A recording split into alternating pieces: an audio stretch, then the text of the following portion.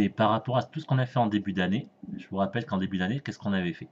Ce qu'on a fait, c'est qu'on a travaillé sur ce qu'on appelle le modèle ondulatoire de la lumière.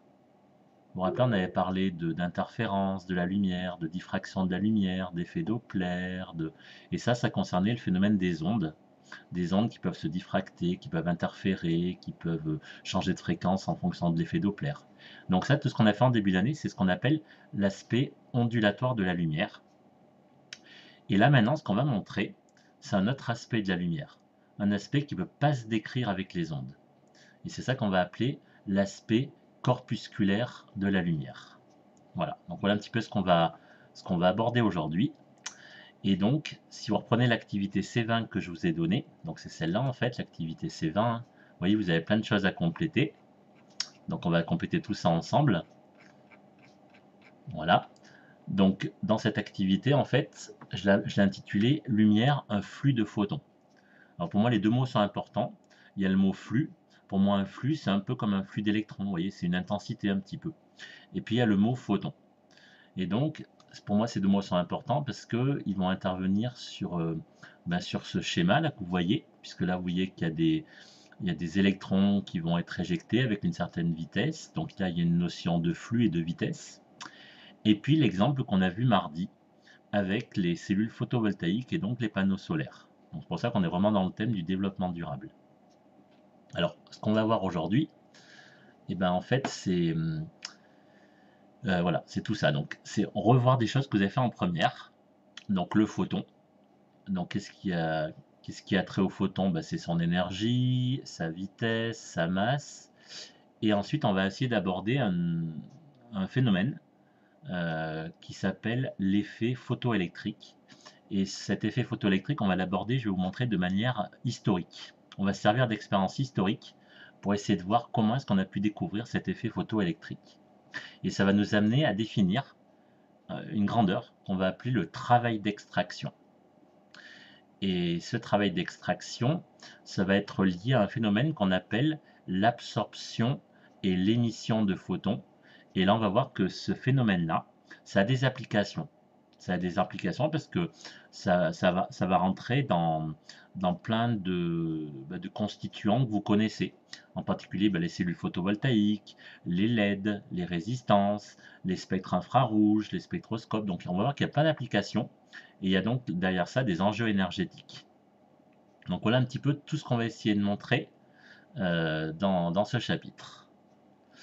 Alors tout d'abord, on va commencer par des rappels. Alors, je vais montrer ça comme ça, voilà. Voilà. Donc les rappels, d'abord, c'est quoi un photon? Alors le premier à avoir parlé de photon, enfin le premier à l'avoir défini surtout, c'est Einstein en 1905. Et donc c'est lui qui va mettre en avant ce fameux modèle corpusculaire ou particulaire de la lumière. Alors il fait une hypothèse. Il n'a pas fait d'expérience pour le vérifier. Il a fait une hypothèse que la lumière peut être considérée comme un flux de particules qui plus tard vont s'appeler des photons. Donc là, il a fait une hypothèse et on va voir que cette hypothèse, elle va être vérifiée par la suite, quelques années plus tard, par différents scientifiques qui vont avoir que comme seule solution de dire que d'après les expériences réalisées, l'hypothèse d'Einstein était bien vérifiée. Donc voilà. Donc voilà un petit peu au niveau historique déjà ce qu'on va voir aujourd'hui sur la découverte des photons. Alors qu'est-ce que c'est qu'un photon? Donc un photon, déjà on va dire que c'est associé à un rayonnement monochromatique de fréquence nue. On rappelle la fréquence, on l'a vu en début d'année, ça se note nu, ou de longueur d'onde lambda, dans le vide. Donc un photon, vous pouvez le noter, ça dans la partie à compléter. Un photon associé à un rayonnement monochromatique de fréquence nue ou de longueur d'onde lambda dans le vide. Alors qu'est-ce qu'il a de particulier, ce photon? Qu'est-ce qu'il a comme caractéristique? Déjà, on peut dire qu'il possède une masse nulle. On peut considérer qu'il n'a pratiquement pas de masse, le photon. Donc on dit qu'il a une masse nulle. Il n'est pas chargé. Donc on va dire qu'il possède une charge nulle. Ça, c'est vraiment les caractéristiques du photon. Donc aucune masse, aucune charge. ce photon, il a une vitesse. Il se déplace. Alors, c'est quoi la vitesse de déplacement du photon? Ben, c'est la vitesse de la lumière. Alors, je vous ai mis dans le vide la vitesse de la lumière qui se note c. Alors, je vous ai mis la valeur exacte. Donc, cette valeur exacte, c'est pas à connaître. C'est la valeur exacte. Mais nous, ce qu'on retiendra, on avait dit en début d'année, c'est 3 10 puissance 8 mètres par seconde. Mais en gros, ça veut dire 299 792 458 mètres par seconde. Et puis, dernier point, dernier critère du photon, c'est qu'il possède ce qu'on appelle une énergie. On appellera l'énergie du photon. Donc ce sont des particules qui se déplacent à la vitesse de la lumière, qui n'ont pas de masse et qui n'ont pas de charge, mais qui contiennent de l'énergie du photon. Voilà. Est-ce que c'est bon pour la première partie, pour tout le monde? Dites si je vais pas trop vite. Ben, il faut le temps de noter du coup. Oui, oui, c'est pour ça que je vous demande, voilà, Merci. voilà, pour que vous ayez le temps de tout noter, bien sûr. Donc voilà, donc ça, normalement, c'est des rappels de première. Vous avez dû voir ça avec Madame Dino l'année dernière. Donc là, je vous rappelle, je commence le cours par des rappels, en fait. Donc nous, tout le cours aujourd'hui va être basé sur ça, sur ces particules de lumière qu'on appelle les photons. Et on va voir un petit peu qu'est-ce qu'ils peuvent faire, ces photons, qu'est-ce qu'ils ont comme propriété, qu'est-ce qu'ils ont comme... qu'est-ce qu'ils peuvent engendrer surtout. C'est ça qu'on va essayer de voir aujourd'hui.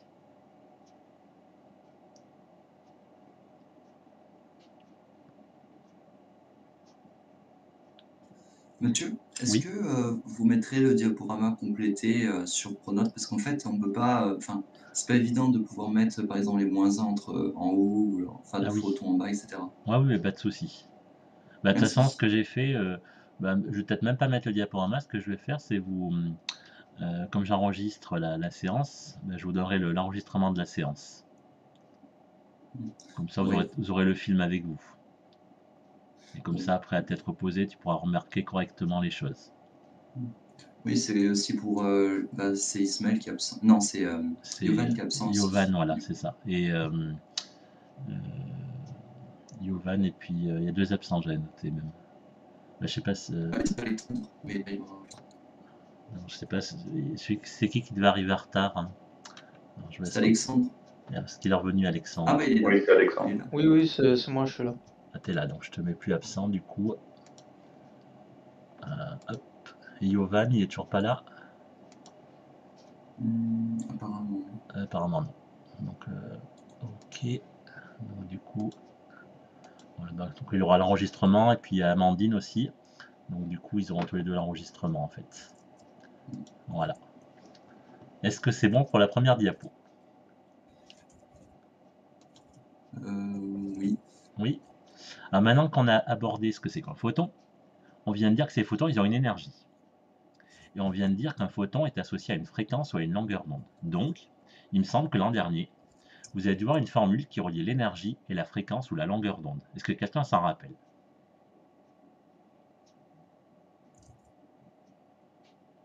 C'était au programme de première, ça, normalement. Est-ce que quelqu'un se souvient? Une relation qui relie l'énergie du photon avec la fréquence ou la longueur d'onde. Non, E personne? égale delta fois C, non? Comment tu dis, vas-y? E égale delta fois C, je crois. Non, c'est pas ça. Hmm. Alors, on va appeler ça petit 2, donc énergie d'un photon. Donc, l'énergie d'un photon, ça s'exprime en fonction soit de sa fréquence, soit de sa longueur d'onde. Alors, est-ce que quelqu'un pourrait me donner la relation?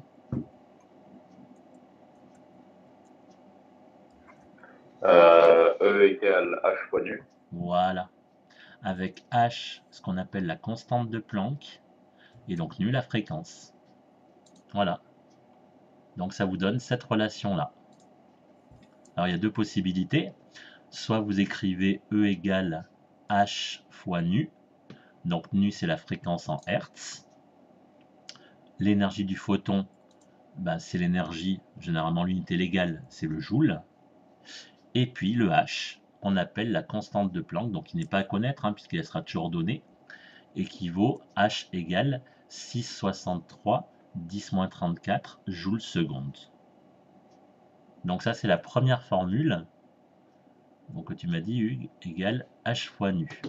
Mais vous avez vu aussi, on l'a vu aussi cette année, en tout début d'année, que la fréquence et la longueur d'onde, quand on a parlé des ondes, c'était lié.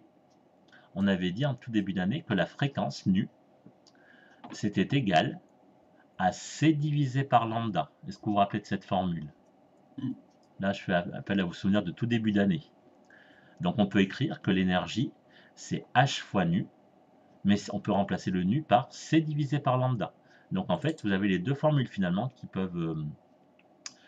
peuvent être utilisées. Alors moi je dirais dans quel cas? Ça dépend si l'exercice vous demande, si l'exercice vous donne la fréquence, vous avez juste appliqué cette formule. Si l'exercice vous donne la longueur d'onde, vous pouvez appliquer directement cette formule-là. Vous voyez, ça va dépendre de l'exercice. Donc je précise, donc la célérité de la lumière, ça par contre ça c'est à connaître. Hein. Donc ça veut dire qu'il faut que vous sachiez que c'est égal à 3 puissance 8 mètres par seconde. Et la longueur d'onde, l'unité légale, c'est le mètre. Donc si on a des nanomètres, il faut bien absolument mettre en mètre, puisque le mètre, c'est l'unité légale. Donc voilà. Voilà les deux formules qu'il faut absolument connaître sur l'énergie d'un photon. Voilà. S'il y a deux formules dans ce chapitre à connaître, c'est bien celle-là. Alors on va faire un petit exemple, un petit calcul. Alors voilà. Voilà mon problème.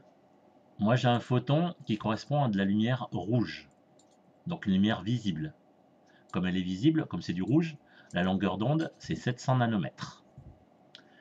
On sait que ce photon, il se déplace à la vitesse de la lumière. Donc, je vous ai mis, c'est égal 3 puissance 8 mètres par seconde. Et moi, la question que je vous pose, c'est quoi son énergie? Ça fait combien de joules? Alors, vous pouvez me faire le calcul? Et puis après, vous me dites votre résultat et je vous dis si c'est bon. Voilà, je vous laisse le temps de faire le calcul. Donc, vous ne vous trompez pas dans les unités. Hein, on a dit que bien respecter les unités légales pour avoir des joules à la fin. Voilà, donc je vous laisse calculer ça.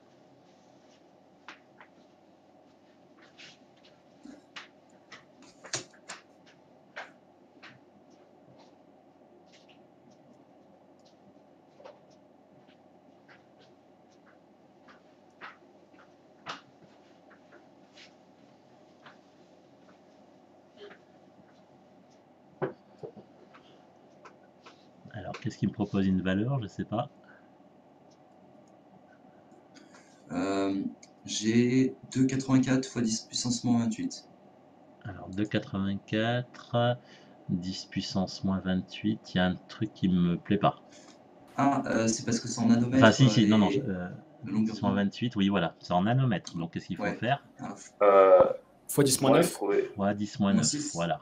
Ah, c'est moins 9. 10 moins 10. Ah, bah du coup, moins 9 nanomètres. Moins 9, ok. Voilà. Ça me donne 2,84 fois 10 puissance moins 19.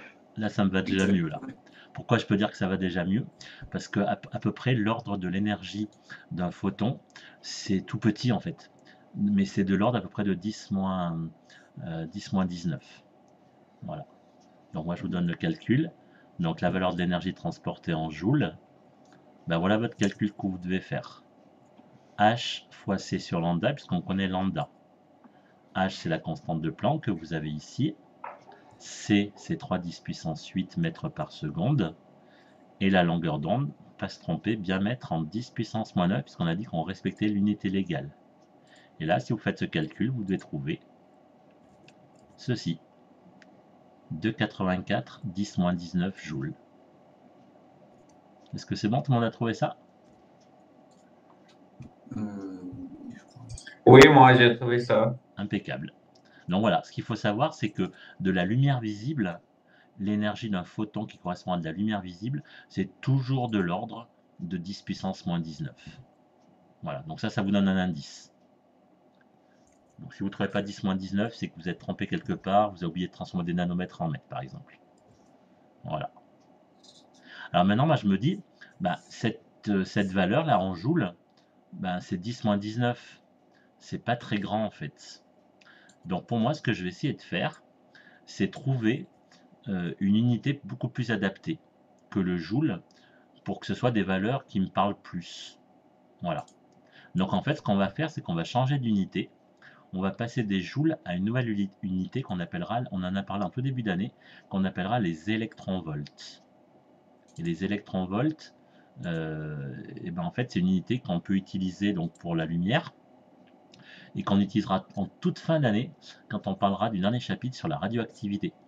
Et on verra que l'énergie radioactive, on va parler de MeV, de méga électronvolts. Donc c'est vrai que les électronvolts, c'est une unité qui est assez adaptée pour pas mal de types d'énergie en fait. Voilà. Alors justement, donc qu'est-ce que c'est que l'électronvolt? Alors l'électronvolt, la conversion joule-électronvolt, elle sera toujours donnée. Hein. C'est pas à connaître non plus. Donc après, c'est à vous de savoir l'utiliser. Alors qu'est-ce qu'on peut vous donner comme valeur? Ben, un électronvolt, c'est l'énergie d'un électron, c'est pour ça qu'on appelle ça un électronvolt. C'est l'énergie d'un électron soumis à une tension de 1 volt. C'est pour ça qu'on appelle ça électronvolt. Et un électronvolt, c'est toujours égal à 1,60 10-19 joules. Et là, on retrouve le rapport 10-19. Et moi, ce que j'aimerais savoir, c'est, et ben voilà, je voudrais connaître l'énergie que vous avez trouvée en joules là tout à l'heure. Et ben j'aimerais savoir combien ça va faire d'électronvolts. Et ce qu'il faut faire, vous avez un produit en croix à faire. On sait que 1 électronvolt, c'est 1,6 10-19 joules. Et vous avez trouvé, je vous rappelle, 2,84 10-19 joules. Donc moi, je voudrais savoir, ça fera du coup combien d'électronvolts? Quelle opération vous allez faire? On divise par 1,6 fois 10 puissance moins 19. Et ben voilà, ça revient à faire ça. Comme ça, le 10-19 et le 10-19 se simplifient. Et après, vous n'avez plus qu'à diviser 2,84 divisé par 1,6. Et vous avez votre résultat en électronvolts. Donc ça va donner un résultat de combien?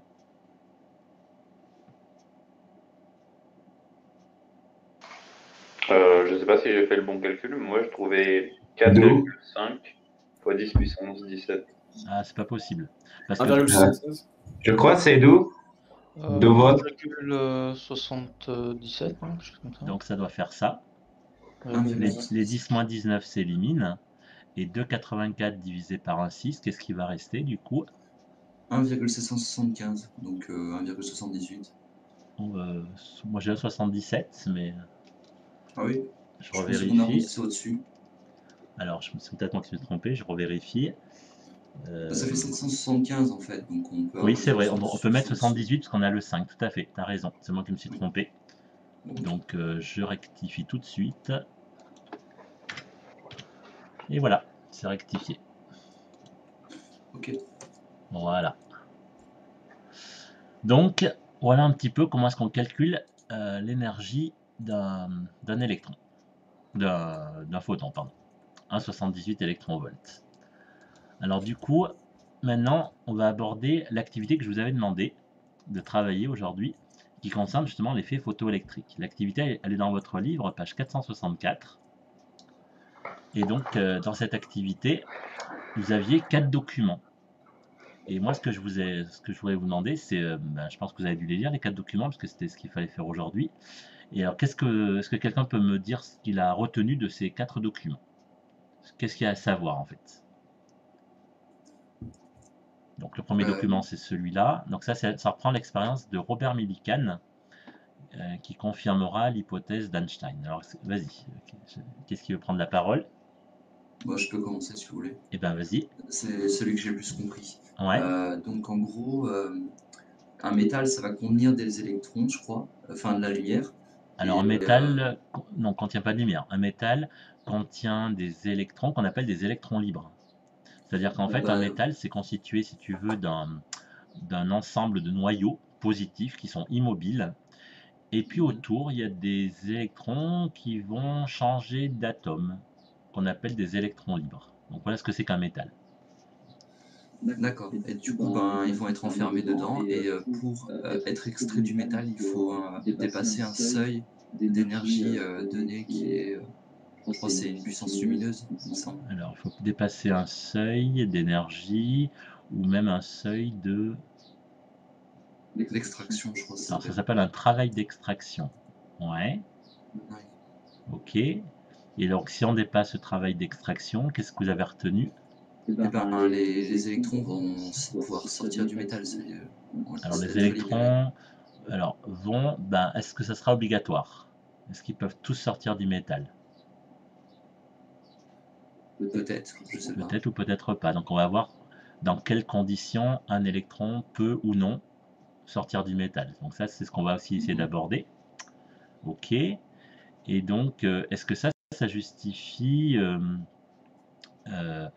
ben, ce qu'on appelle l'effet photoélectrique? C'est quoi cet effet photoélectrique au final alors? Qu'est-ce que ça va représenter? Pourquoi est-ce qu'on dit d'ailleurs photoélectrique? Parce que l'électricité, elle a un effet sur la lumière. Moi je dirais plutôt l'inverse. La lumière a un effet sur l'électricité produite, moi je dirais plutôt. C'est-à-dire qu'il y a un impact, il y a une relation entre la lumière et l'électricité. L'électricité, ça veut dire quoi? Parce que tu m'as dit donc, Alessandro, qu'il y a des électrons qui vont sortir du métal. C'est quoi le lien Mmh. entre des électrons qui sortent du métal et l'électricité? La lumière, vous voulez dire, non?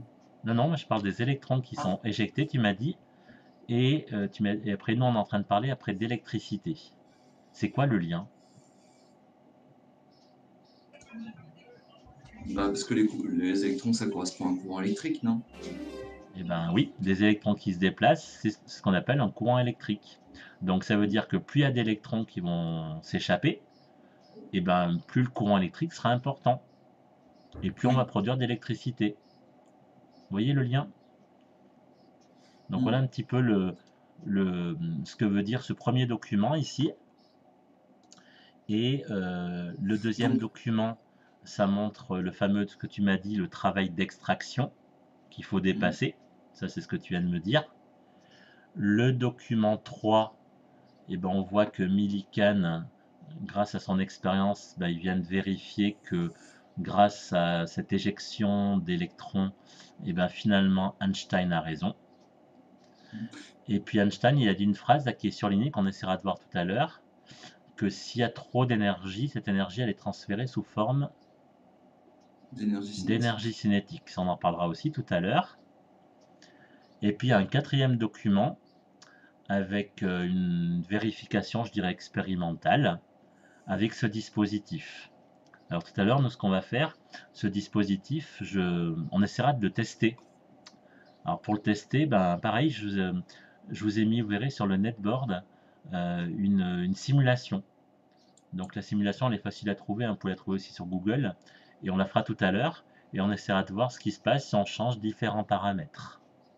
Donc voilà un petit peu tout ce qu'on va aborder. Mmh. Alors voilà, donc je vais commencer par cette petite intro pour voir ce que vous avez compris du document, pour justement faire cette approche historique. Alors ce qu'on va faire, donc voilà, donc ça sera la simulation qu'on utilisera tout à l'heure, ça. Voilà. Alors d'abord, comment présenter l'effet photoélectrique et indiquer comment la lumière se manifeste. Alors pour montrer ça, je vais me servir d'expérience historique, je vous avais dit. Alors d'abord, je vais reprendre une expérience la plus historique, c'est celle de Hertz. Parce que Hertz était un contemporain de Albert Einstein, et donc lui, il a fait une expérience qui a permis aussi de vérifier l'hypothèse d'Einstein. Alors, qu'est-ce qu'il a montré comme expérience? Donc ce que je vous demandais de faire, c'est de regarder la vidéo qui est là. Donc cette vidéo, je vous l'ai mise aussi dans le netboard. Et après, on va essayer de répondre aux questions qui sont dans votre document C20. Alors vous allez voir, cette expérience, elle se déroule en 3 temps. Donc il faudra bien noter les 3 temps, bien noter les observations des 3 temps. D'accord? Mmh. Voilà. Alors,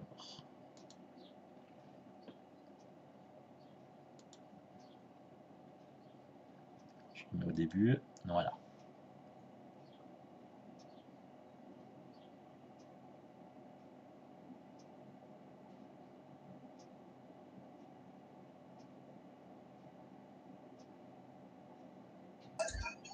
C'est normal, monsieur, qu'il n'y a pas de son? C'est normal.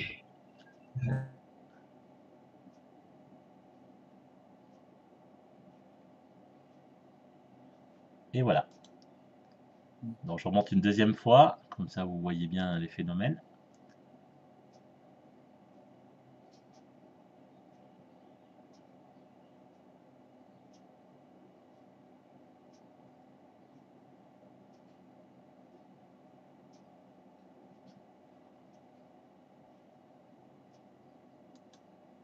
Et voilà. Voilà la vidéo. Alors, maintenant, ce que je vous demandais de faire, c'est de, voilà, de répondre aux questions des 3 parties. Alors, vous avez vu qu'il y a finalement 3 parties dans cette vidéo. Alors déjà, le schéma du montage, qu'est-ce que c'est? Le schéma, il se présente comme ça. Donc, qu'est-ce que vous avez? Vous avez une petite canette en aluminium. Je rappelle que l'aluminium, c'est un métal c'est conducteur, qui est fixé à une tige métallique, donc ça aussi, c'est conducteur. Et sur cette tige, on a placé, vous avez vu, des lamelles métalliques qui pendent, hein, c'est des lamelles en aluminium, puisque l'aluminium, c'est un métal qui est léger. Donc voilà le dispositif qui a été utilisé dans la vidéo. Donc ça, je crois que vous l'avez dans votre document. Alors, du coup, je vous ai marqué que ça se déroule en 3 temps. Alors, on va essayer d'analyser chacun des 3 temps. Tout d'abord, l'expérimentateur utilise un bâton en plastique. Et ce bâton en plastique, on voit bien qu'il est frotté avec un papier. Et donc ça veut dire quoi? Ça veut dire que quand vous frottez, c'est ce qu'on appelle de l'électrostatique, ça vous avez fait l'année dernière. Ça veut dire qu'il va se charger négativement le bâton. Et donc des électrons, on vous dit, ont été déposés à la surface du bâton du coup. Et ce bâton, il est approché des lamelles métalliques. Et qu'est-ce que vous avez vu? C'est quoi votre observation? La première étape, lorsque l'expérimentateur a approché le bâton chargé proche des lamelles. Le métal va se coller sur le bateau. Alors, moi, je dirais plus que le métal, oui, il a été attiré. Il a été Oui. attiré par le bâton, mais ensuite, qu'est-ce qu'elles ont fait les lames entre elles?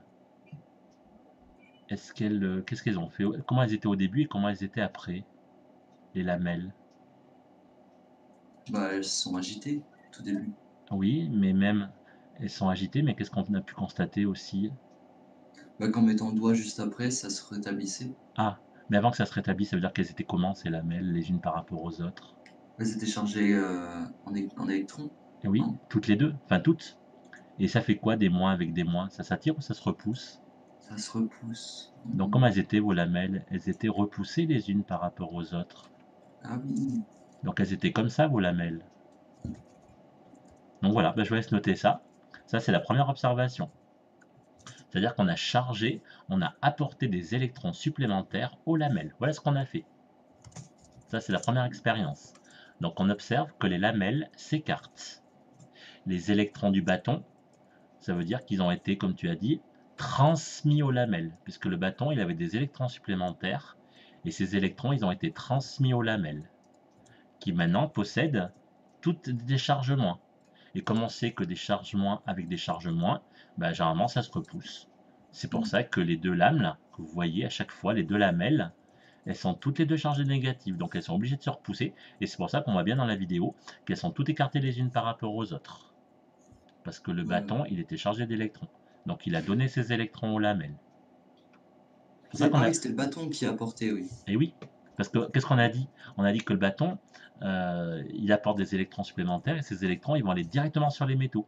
Et on sait que les électrons, ils sont libres dans un métal. Ils peuvent se déplacer, on avait dit. Donc là, ces électrons, ils sont déjà libres. Donc ils peuvent déjà se déplacer sur toutes les lamelles. Et comme ils sont tous chargés moins, et toutes les lamelles vont s'écarter. Voilà la première expérience de Hertz. Ça, c'était l'étape numéro 1. Vous voyez, j'y vais progressivement. Vous me dites quand vous avez terminé.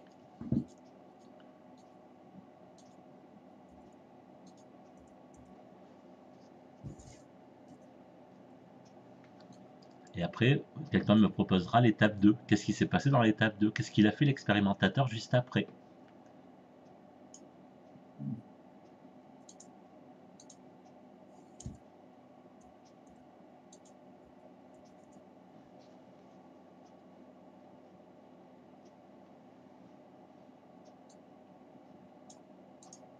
Alors, à votre avis, est-ce que quelqu'un veut me répondre? C'était quoi la deuxième étape? Ça consistait à faire quoi?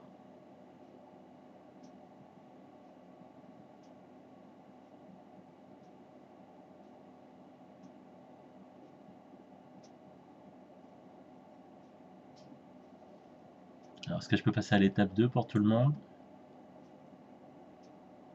Oui, c'est bon. C'est bon? Alors, étape 2, voilà. L'étape 2, c'est lorsque l'expérimentateur touche la canette. Qu'est-ce qui s'est passé?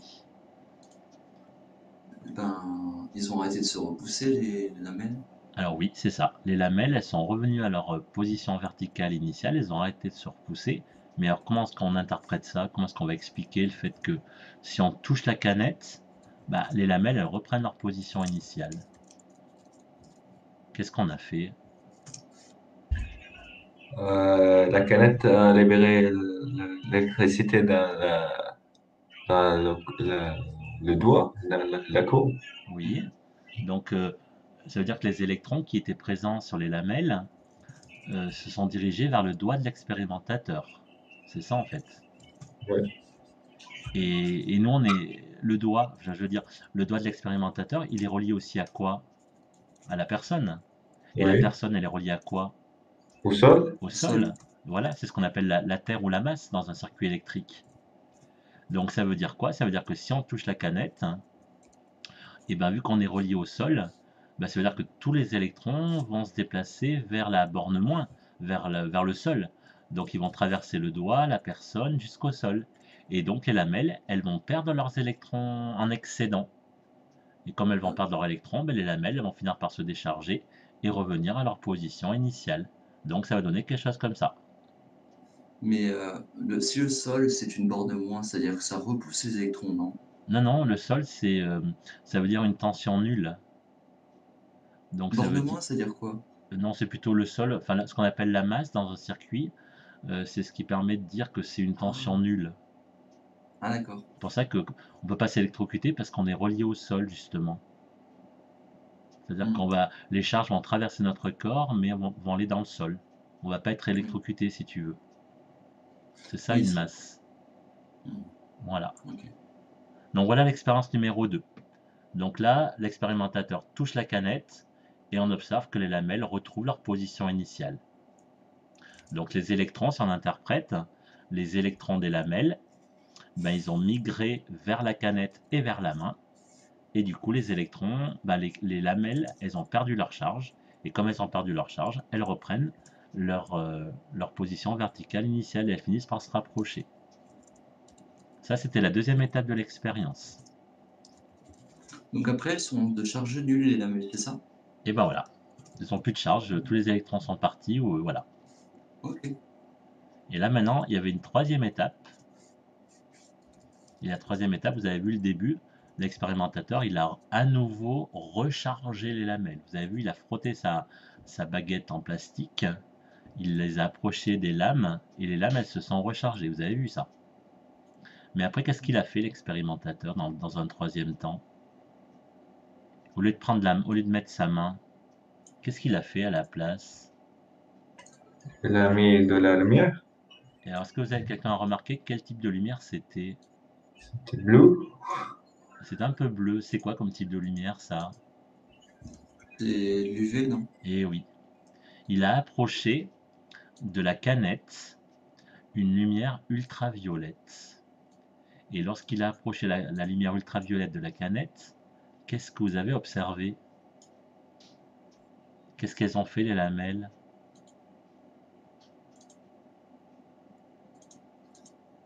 Elles s'étaient repoussées, il me semble. Alors la troisième étape, c'est ça. L'expérimentateur recharge les lamelles, approche une lampe UV, et qu'est-ce qu'on a vu? Qu'est-ce qui s'est passé à la fin de la vidéo, tout à la fin? Qu'est-ce qu'elles ont fait, les lamelles? Qui étaient écartées, bien sûr, au début, hein. Et ils se mettent en mouvement. Ils bougent. Elles bougent, mais dans quel sens? Elles se sont rapprochées. Eh oui. Elles se sont à nouveau déchargées comme si on avait mis la main sur la canette. En gros, voilà ce qui s'est passé. Alors, qu'est-ce que je vous ai marqué? On observe que les lamelles retrouvent leur position initiale uniquement quand l'expérimentateur approche la lumière UV. Donc on voit bien que les lamelles à la fin, elles reprennent leur position initiale. Alors comment on interprète? On a dit que si les lamelles se rapprochent, c'est qu'elles perdent leurs électrons. C'est ça qu'on a dit tout à l'heure. Et bien là, c'est pareil.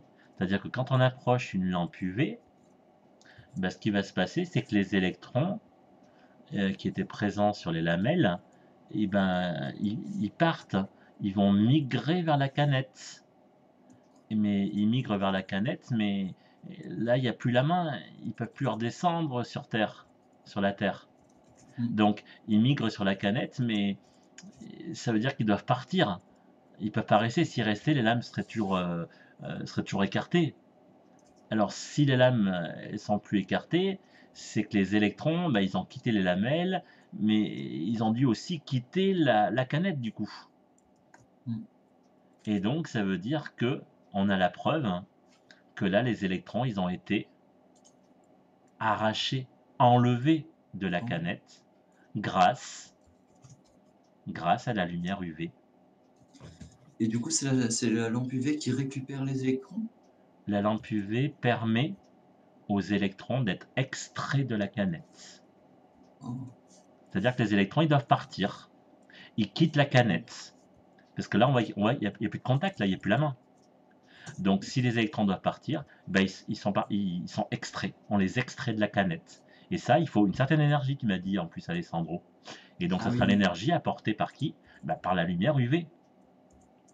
Et c'est ça qu'on appelle le phénomène d'effet photoélectrique. Voilà.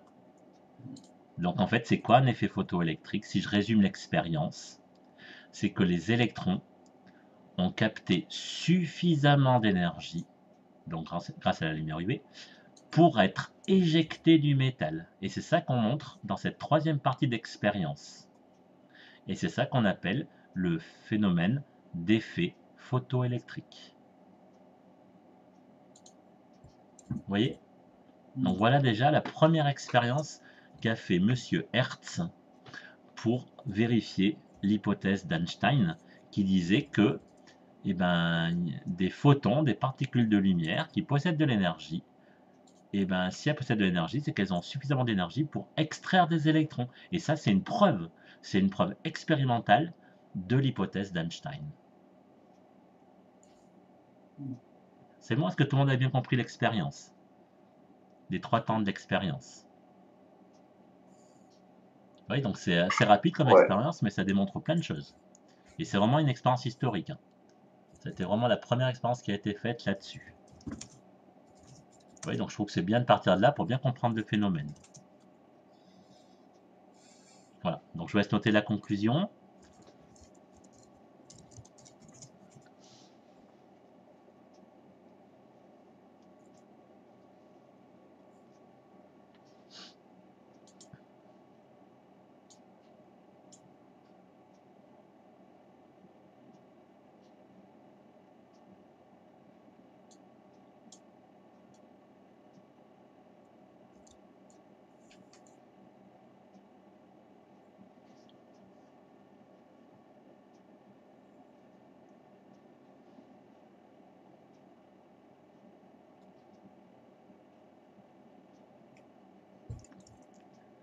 Est-ce que c'est bon pour tout le monde?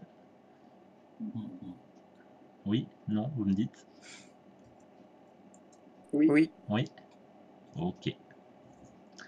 Alors, l'autre expérience, il y en a 2 en fait, je vous montre les 2. L'autre expérience de Hertz, c'est la suivante. En fait, en 1886, Monsieur Hertz, alors il a fait notre expérience. Il a placé une plaque de zinc. Alors vous imaginez une sorte de, comme pour les piles, vous vous rappelez les électrodes. Vous imaginez, vous placez une plaque de zinc, une petite électrode de zinc, qui a été décapée bien sûr, qui est montée sur un électroscope. Et cet électroscope, on va le charger. Et après, on va l'éclairer par une lumière, une lampe UV, et on va voir ce qui va se passer. Donc voilà en gros le principe de la deuxième expérience de Monsieur Hertz. Voilà l'expérience. Vous savez ce que c'est un électroscope? Normalement c'est au programme de première lorsque vous faites l'électrostatique. Oui, c'est un appareil, c'est un peu comme les lamelles en fait. C'est que là vous avez une tige métallique, là vous avez une lame métallique aussi, et lorsqu'on charge un électroscope, bah, ça veut dire que la lame et la tige ici sont toutes les deux chargées moins. Donc elles vont s'écarter, c'est un peu comme les lamelles de la canette. Vous voyez? Donc en fait on va charger un électroscope, on va placer une plaque de zinc dessus, parce que si l'électroscope est chargé, la plaque de zinc est métallique, donc tout ça, ça sera conducteur, donc ça veut dire que tout ça, c'est chargé en électrons. Vous voyez, ça reprend un petit peu l'expérience qu'on vient de voir. Et là on vous dit que, une fois que tout est chargé, on éclaire le dispositif avec une lampe à mercure. Une lampe à mercure, pourquoi? Parce que c'est une lumière qui est riche en ultraviolet. Donc voilà l'expérience que M. Hertz a faite. Et bien qu'est-ce qu'il va constater, d'après vous? Si vous avez compris l'expérience précédente, qu'est-ce qui va se passer? Ça va se décharger. Et ben voilà. C'est l'énergie apportée par les UV qui vont attirer, qui vont extraire les électrons qui sont présents ici, là, qui vont remonter sur la plaque de zinc et qui vont être extraits par les ultraviolets. Et ce qui fait que petit à petit, au fur et à mesure de l'éclairement, on va voir la lame, là, petit à petit se rapprocher de la tige. Voilà l'expérience Mais qu'il y a. Comment? Comment ça se fait que ce soit chargé négativement Ah, bah parce qu'on a fait comme tout à l'heure avec la canette, c'est-à-dire qu'on a frotté une tige de plastique avec du papier et on a déposé la tige en plastique directement sur l'électroscope pour le charger au tout début. Ok. Voilà, j'ai oublié de le dire. Donc on a chargé d'abord, dans un premier temps, l'électroscope. Et donc, Monsieur, oui. c'est-à-dire que la plaque de zinc est chargée positivement, du coup, si elle absorbe les électrons, c'est ça? Ah non, elle va être riche en électrons, elle va être chargée en électrons aussi. C'est-à-dire que tout le dispositif, tout l'électroscope est chargé, et il sera chargé de la même façon. Donc tout le dispositif, c'est-à-dire l'électroscope et la lame, seront riches en électrons. Voilà ce que ça veut dire. Et la lumière UV va enlever, va arracher ces électrons, donc il y aura une diminution du nombre d'électrons au niveau de Voilà, l'électroscope. et ça va rapprocher la lame de la tige. D'accord, ok, j'ai Voilà. compris. Donc en gros, voilà, je remets les étapes.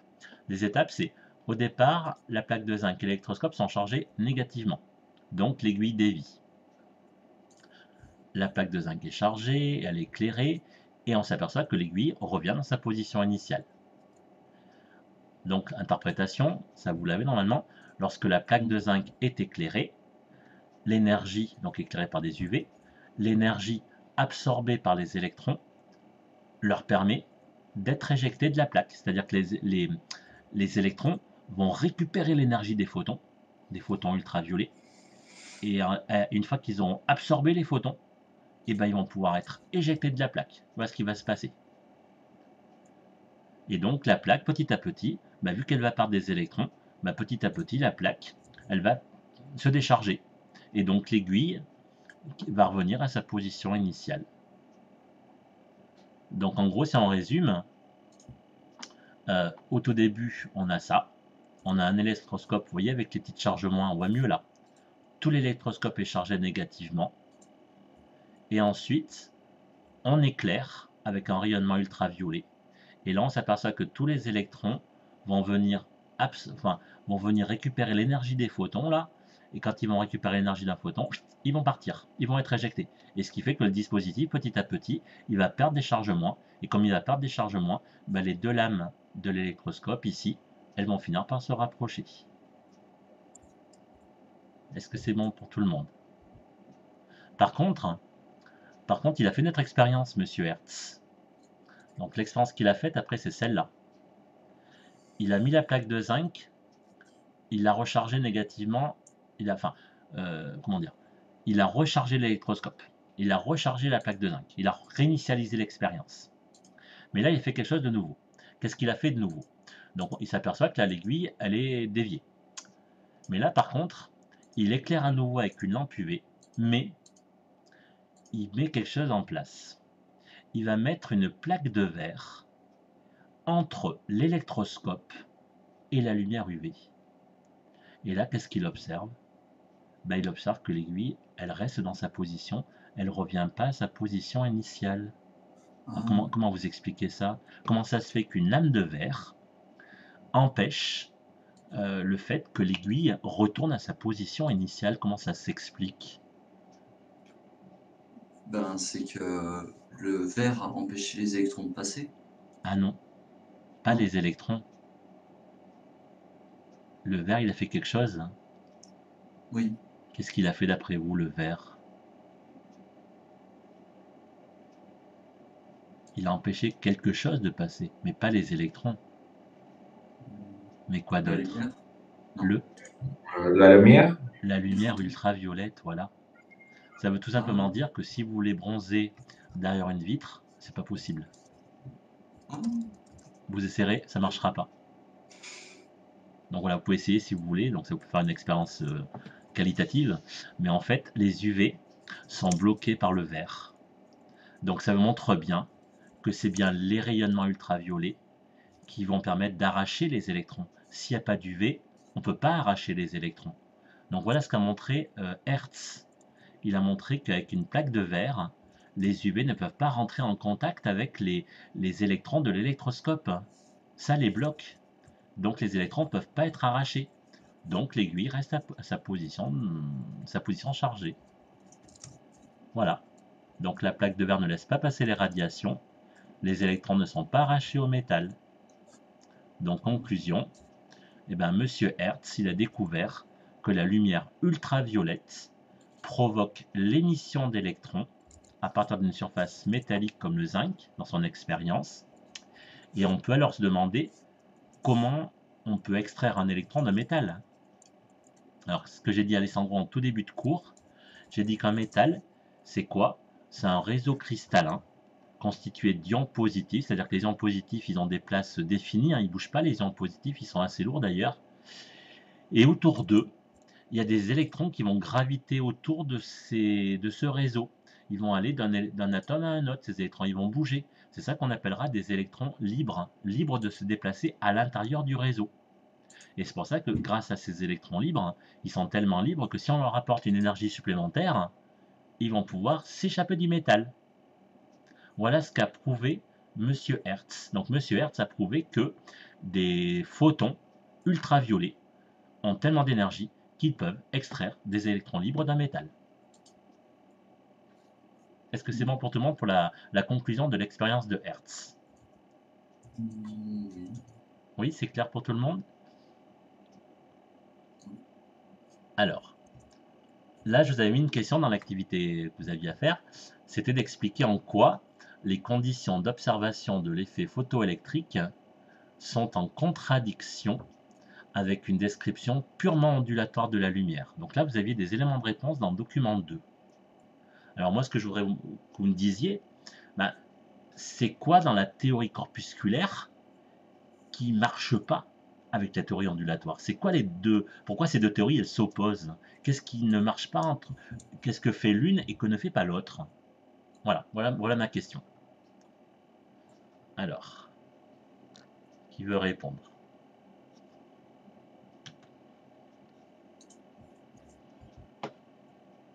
Alors, qui prend la parole pour répondre à cette question?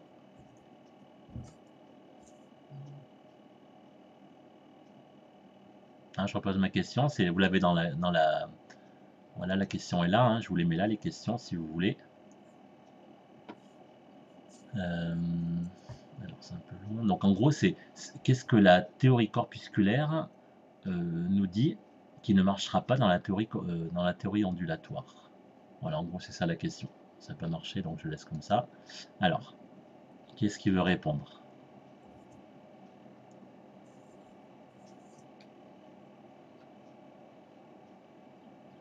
Alors, je sais pas, Léa, par exemple, qu'est-ce que tu pourrais me dire?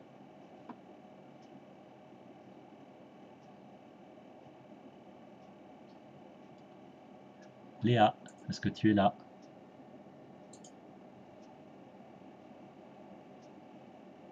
Léa, est-ce que tu es là? Si tu n'as pas de micro, tu peux écrire dans le chat, hein. Elle a enlevé son micro. Oui. Donc tu peux écrire dans le chat si tu veux, Léa.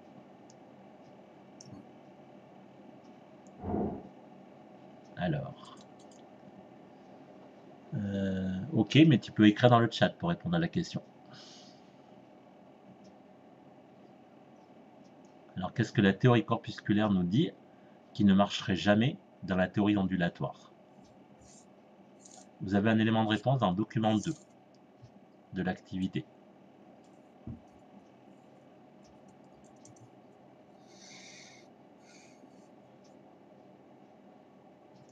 Alors, peut-être à Alexandre.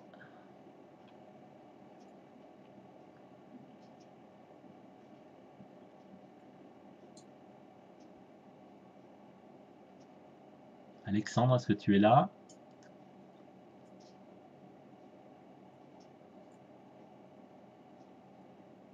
Alexandre, est-ce que tu es là?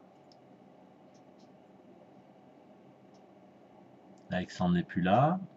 Je répète une dernière fois, est-ce que tu es là, Alexandre?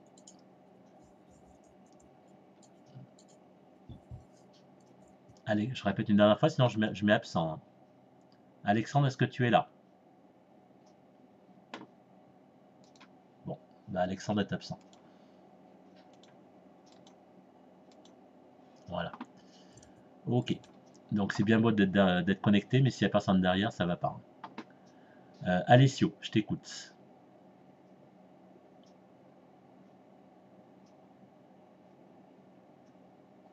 Alessio, est-ce que tu es là?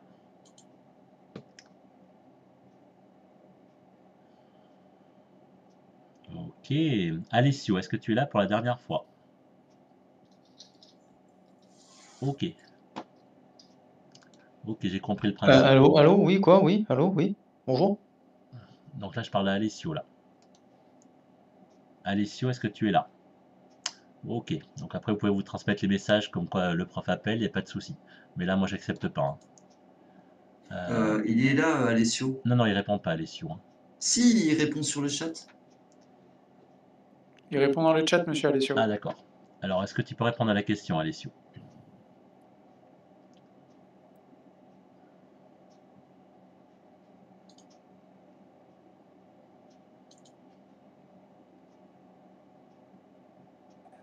Oui, c'est pas.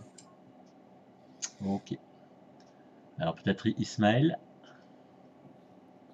Monsieur, c'était quoi la question déjà? Je viens d'oublier. C'est en gros, qu'est-ce que la théorie corpusculaire nous apprend qui ne marcherait pas avec la théorie ondulatoire? Dans ce qu'on vient d'expliquer. Alors, Ismaël. Parce qu'il faut accumuler de l'énergie lumineuse. Il y a l'énergie qui intervient, ok. Mais on s'aperçoit que si on met de l'énergie lumineuse, si on met de la lumière, on a vu que l'expérience, il ne se passait rien. Ça ne marche qu'avec des ultraviolets. Ah oui. Alors, qu'est-ce que ça veut dire au niveau... c'est quoi la différence entre des UV et de la lumière visible? Qu'est-ce qui change entre les deux? La longueur d'onde? Oui, la longueur d'onde ou la fréquence. Donc, ça veut dire que pour que ça puisse marcher, ça veut dire que tous les photons ne marchent pas pour cette expérience. Donc ça veut dire qu'il faut que certains photons aient une fréquence qui soit comment alors? Petite ou grande? Comment ils sont les... C'est quoi Est-ce que la fréquence des ultraviolets, est-ce qu'elle est plus petite ou plus grande que la fréquence de la lumière visible? Alors Hugues, vas-y. Elle est plus petite. Et non, elle est plus Elle est grande. plus grande. Ah, violet. Ultraviolet. La fréquence est plus grande que C'est la pas fréquence... infrarouge qui est plus grande? La longueur d'onde est plus grande. Mais la fréquence est plus petite, puisqu'on sait que la fréquence et la longueur d'onde sont inversement proportionnelles. D'accord. Rappelle-toi, nu égale C sur lambda. Si lambda est grand, nu est petit. Okay. Donc on s'aperçoit que les ultraviolets ont une fréquence plus grande que la lumière visible. Donc ça veut dire que pour arracher des électrons, il faut avoir une plus grande fréquence. Et donc comment sera l'énergie correspondante si la fréquence est plus grande? Sera plus grand. Eh bien oui, puisque E égale H fois nu. Si nu est grand, E est grand. Ça va pour tout le monde? Oui, oui, ça va. Du coup, on met quoi comme phrase de réponse? Alors, qu'est-ce qu'on met comme phrase de réponse? Eh bien, on va mettre... Est-ce que c'est... Voilà, on va mettre ça. Voilà la phrase de réponse. Donc, on va dire que l'effet photoélectrique est l'émission d'électrons par un matériau sous l'action de la lumière. C'est ça qu'on a montré. Donc, l'effet photoélectrique, c'est l'émission d'électrons par un matériau sous l'action de la lumière.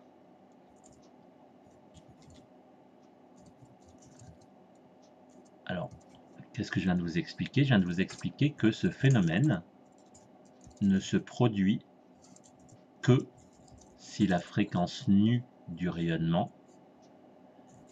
est supérieure, ça c'est le document 2 qui vous le dit, est supérieure à une fréquence seuil, qu'on appellera nu 0.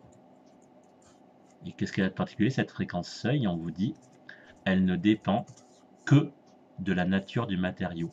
Mais cette fréquence, elle ne dépend pas de la puissance du faisceau lumineux. En gros, pourquoi c'est différent de l'aspect ondulatoire? Parce qu'on avait dit qu'en ondulatoire, plus la puissance est grande, vous imaginez, hein, pensez à des vagues. Plus la puissance d'une vague est grande, plus le bateau va bouger. Vous êtes d'accord?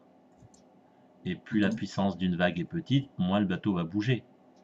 Donc en gros, l'aspect ondulatoire, il dit que l'expérience, normalement, qu'on vient d'expliquer, elle devrait marcher si la puissance du faisceau lumineux est importante. Et là, on vient de montrer que non. On vient de montrer que ça ne peut marcher que si on dépasse une certaine fréquence seuil. Donc ça ne dépend pas de la puissance, ça dépend d'une fréquence seuil à dépasser en fait. Et ça, on voit que ça dépend uniquement de la nature du matériau. Voilà déjà un petit peu la première contradiction entre l'aspect ondulatoire et l'aspect corpusculaire de la lumière. Donc voilà, ça c'est la première chose. Et donc, moi je vous ai mis juste après que c'est finalement Monsieur Hertz, en 1887, qui a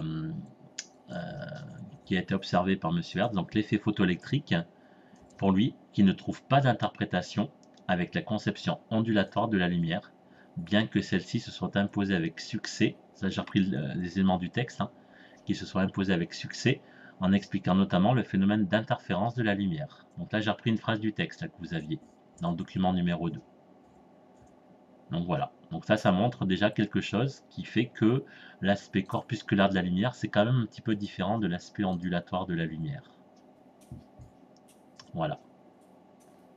Donc il y a cette fameuse fréquence seuil à dépasser, qui dépend du matériau, mais ça n'a rien du tout à voir avec la puissance du faisceau lumineux, comme pourrait le préconiser l'aspect ondulatoire. Donc voilà déjà un premier point de désaccord entre les deux théories. Voilà.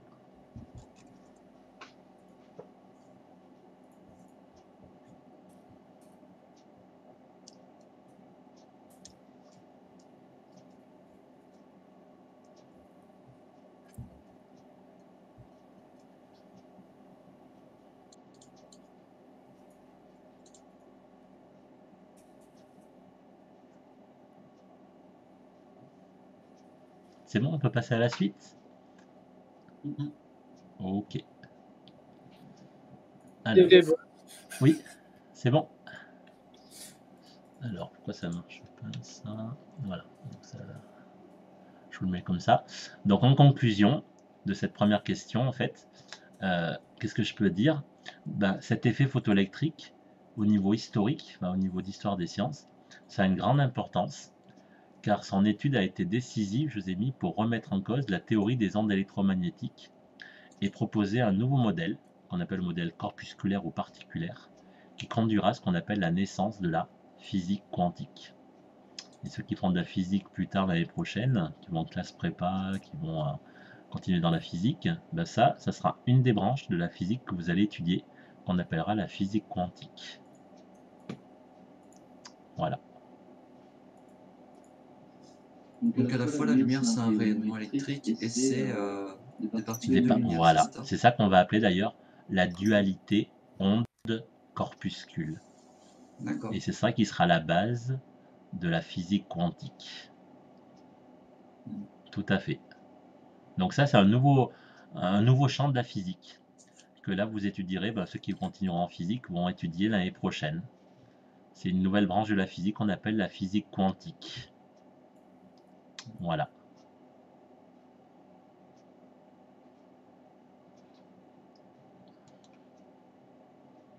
Alors maintenant, je pose une autre question. Là, il y avait une question qui était posée, qui disait « Expliquez en quoi la notion de photon permet d'interpréter l'existence de la fréquence seuil ». Comment est-ce qu'on va expliquer ça? C'est peut-être une certaine quantité de photons qu'il faut avoir pour pouvoir avoir la fréquence seuil, non? Alors, ta remarque est pas mal. Ta remarque, ça veut dire il faut une certaine quantité de photons. Ben moi, ça veut dire quoi, ça? Une certaine quantité de photons, ça veut dire c'est la puissance que je vais apporter. Mais on a dit tout à l'heure que c'était indépendant de la puissance. Donc Ah ça oui. veut pas dire que ça veut donc dire que ça ne dépend pas du nombre de photons, justement. Le nombre de photons, c'est lié à la puissance. On a dit que la puissance, c'était indépendant. Donc ça peut pas être ça. C'est ce qu'on vient de dire. Donc c'est autre chose. Mais on sait que l'énergie d'un photon, c'est quoi? C'est E égale H fois... HC sur V? Non, Non, sur lambda, pardon. sur lambda ou H fois nu. Oui. Et nu, c'est la fréquence. Donc, si on a une fréquence qui est supérieure à la fréquence seuil, ça veut donc dire qu'on aura des photons qui auront une énergie plus grande qu'une certaine valeur. Et bien à ce moment-là, qu'est-ce qui va se passer? Qu'est-ce qu'ils vont faire les électrons? Ben, ils seront éjectés. Donc en gros, qu'est-ce qui va se passer en fait? Pour émettre un électron, qu'est-ce qu'il faut faire? Et ben, il faut que l'atome, donc l'atome métallique hein, bien sûr, il faut que l'atome, dans un premier temps, il absorbe un photon. Et comme on l'a dit, ça ne dépend pas du nombre de photons, il va en absorber un seul. Un seul suffit. Pas besoin d'en avoir plusieurs. Hein. Donc comme on dit, il n'y a pas besoin d'en rajouter. Hein. Donc il faut qu'un atome absorbe un photon à la fois. Et après, il peut se passer deux choses. Soit il absorbe le photon, mais il ne se passe rien. Soit il absorbe le photon et il libère un électron. Donc c'est quoi la différence entre les deux? Ben, la différence entre les deux, c'est l'énergie du photon. Si le photon a une énergie suffisante, l'électron pourra être éjecté. Si le photon a une énergie qui est plus faible que la fréquence seuil, justement, l'électron il restera dans l'atome. Donc il y a deux possibilités. Donc si un photon possède une énergie suffisante, à ce moment-là, le photon sera d'abord absorbé et ensuite ça sera suivi de l'émission d'un électron. C'est comme ça qu'on interprète en fait. On va parler d'absorption et d'émission. Et ça, vous connaissez le phénomène d'absorption et d'émission. Et c'est l'énergie du photon qui doit être suffisante? Et oui, pour que justement l'électron puisse être arraché. Si l'énergie n'est pas suffisante, qu'est-ce qu'il fera l'électron? Il restera au niveau de l'atome, hein. Il ne bougera pas. C'est ça qui montre la différence entre un électron éjecté et un électron qui ne sera pas éjecté. Ça dépend de l'énergie du photon absorbé par l'atome. Voilà comment est-ce qu'on va interpréter au niveau atomique maintenant. Donc en gros, si je résume, vu qu'il faut une certaine énergie pour pouvoir arracher un électron, et cette énergie minimale qu'il faut pour arracher un électron, vous me l'avez dit tout à l'heure en tout début de séance, hein. Je crois que c'est Alessandro qui me l'a dit. Ça porte un nom. Ça s'appelle le...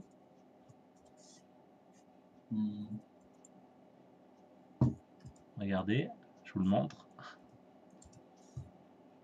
Le travail d'extraction, on l'a dit tout à l'heure. Hein. Et c'est quoi un travail d'extraction? Un travail, c'est en joules. Pour moi, un travail, c'est une énergie aussi. Et c'est quoi le travail d'extraction? C'est l'énergie nécessaire au photon, l'énergie minimale nécessaire au photon pour extraire l'électron. C'est ça le travail d'extraction. Donc en gros, pour que l'effet photoélectrique... Oui. Est-ce que vous pouvez répéter? J'ai eu un bug.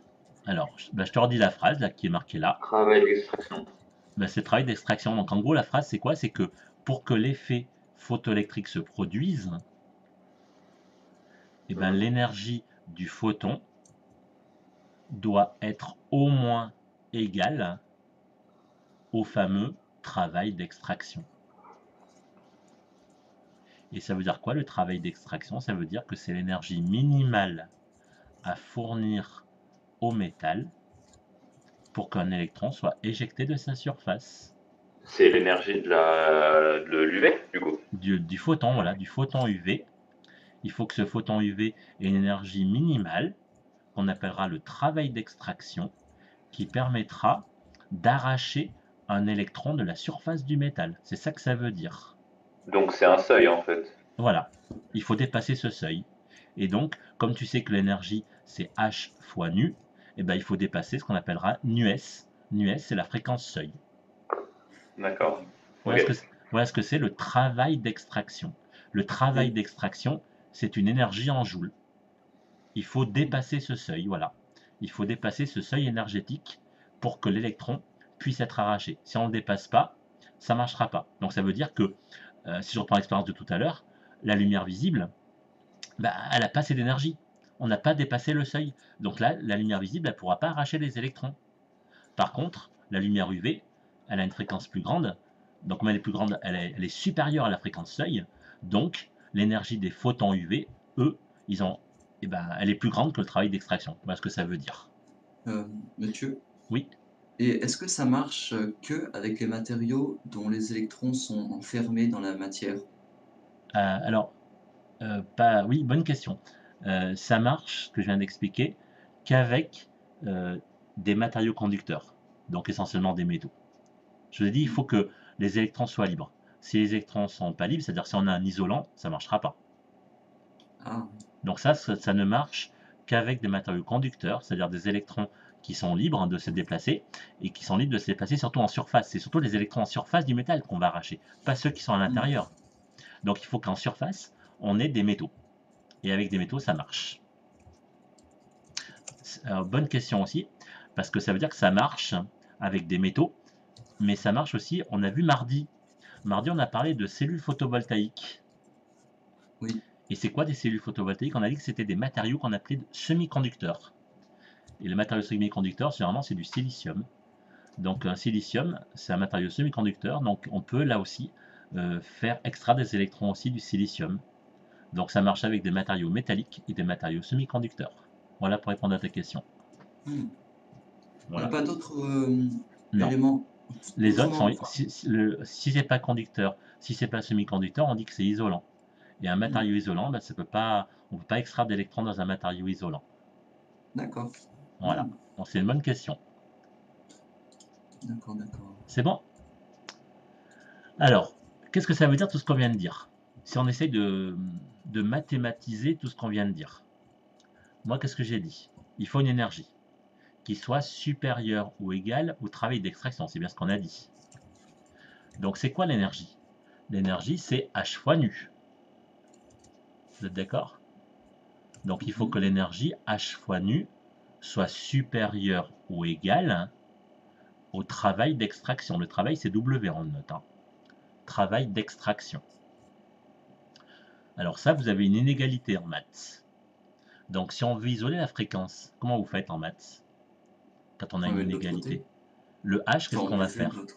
On le met de l'autre côté. Donc ça veut dire quoi?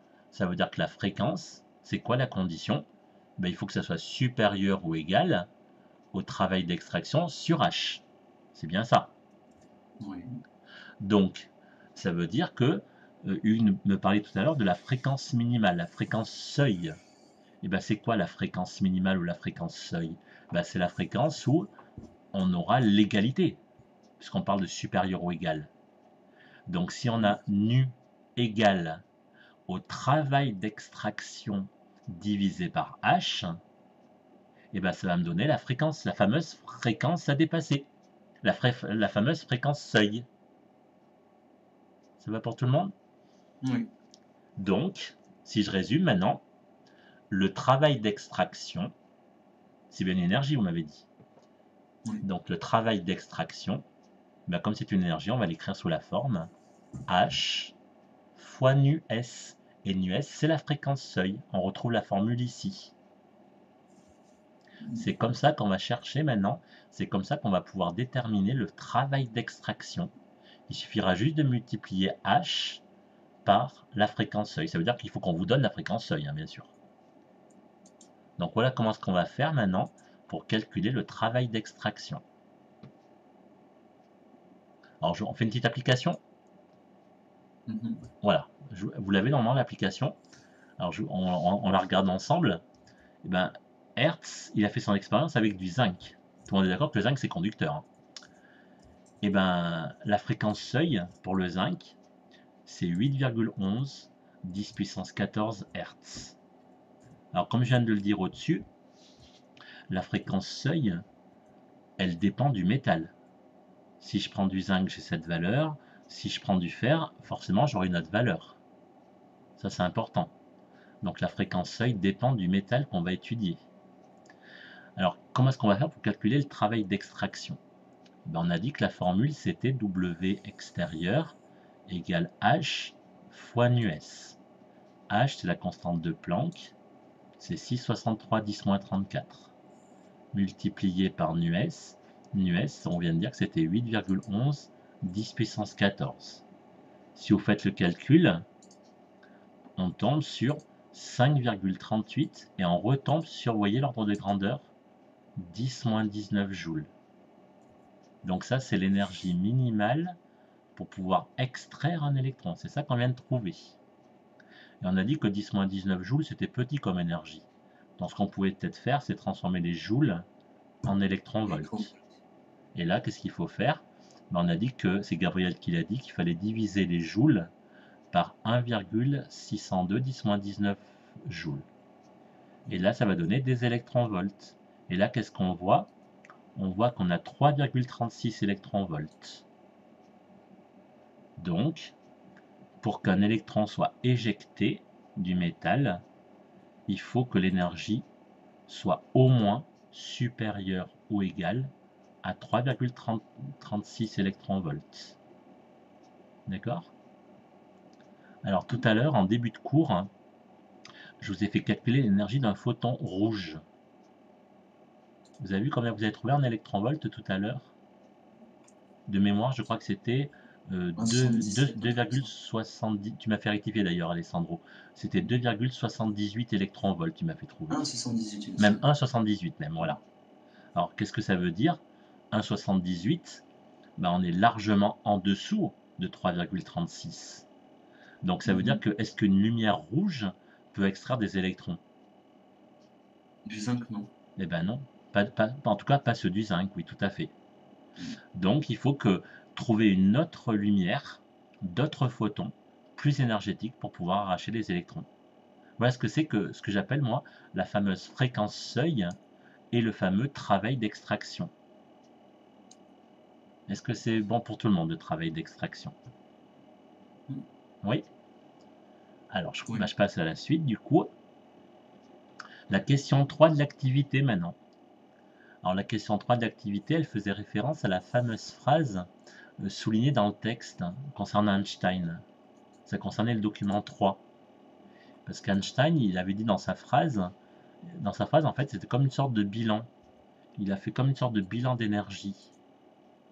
Et je vous ai marqué, c'est un bilan d'énergie cinétique maximale des photoélectrons lorsqu'ils sont émis à la fréquence nue de la lumière. Est-ce que quelqu'un peut me redonner la phrase d'Einstein qui est soulignée en bleu? Qu'est-ce qu'elle dit, cette phrase? C'est lorsque l'énergie du photon incident est supérieure au travail d'extraction, l'effet d'énergie est transféré sous forme d'énergie cinétique à l'électron émis. Voilà, donc ça veut dire que, eh ben, moi je dis qu'il y a un bilan d'énergie là-dedans. Il y a une énergie qui arrive, il y a une énergie qui repart, ou plusieurs énergies qui repartent. Donc ce qu'on va essayer de faire là, nous, c'est traduire cette phrase par une sorte de bilan énergétique. Alors qu'est-ce qu'on va faire? Regardez, on va faire ça. Donc dans la phrase d'Einstein, tu m'as dit, Hugues, qu'on parle d'énergie de photons incidents. Donc ça veut dire qu'il y a l'énergie des photons qui arrivent sur la plaque métallique. Donc ça, c'est une énergie. Ensuite, on a dit qu'il fallait extraire des électrons. Pour extraire des électrons, vous êtes d'accord, on vient d'en parler tout à l'heure, il faut ce qu'on appelle le travail d'extraction. Et tu m'as dit, Hugues, que si l'énergie, elle est plus grande, l'énergie du photon est plus grande que le travail d'extraction, qu'est-ce qu'ils font ces électrons? Tu m'as dit, ils repartent avec quoi? Le surplus d'énergie, il est traduit par quoi alors? Sous forme d'énergie cinétique? Et ben voilà.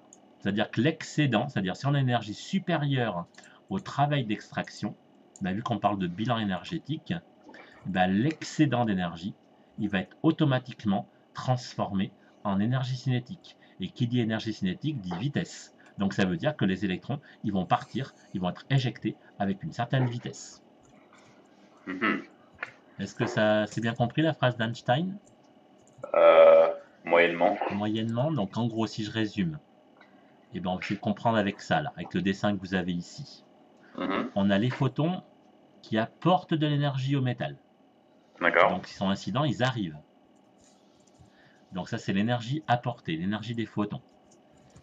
Et cette énergie, qu'est-ce qu'elle va engendrer dans le métal? Ben, elle va engendrer deux choses.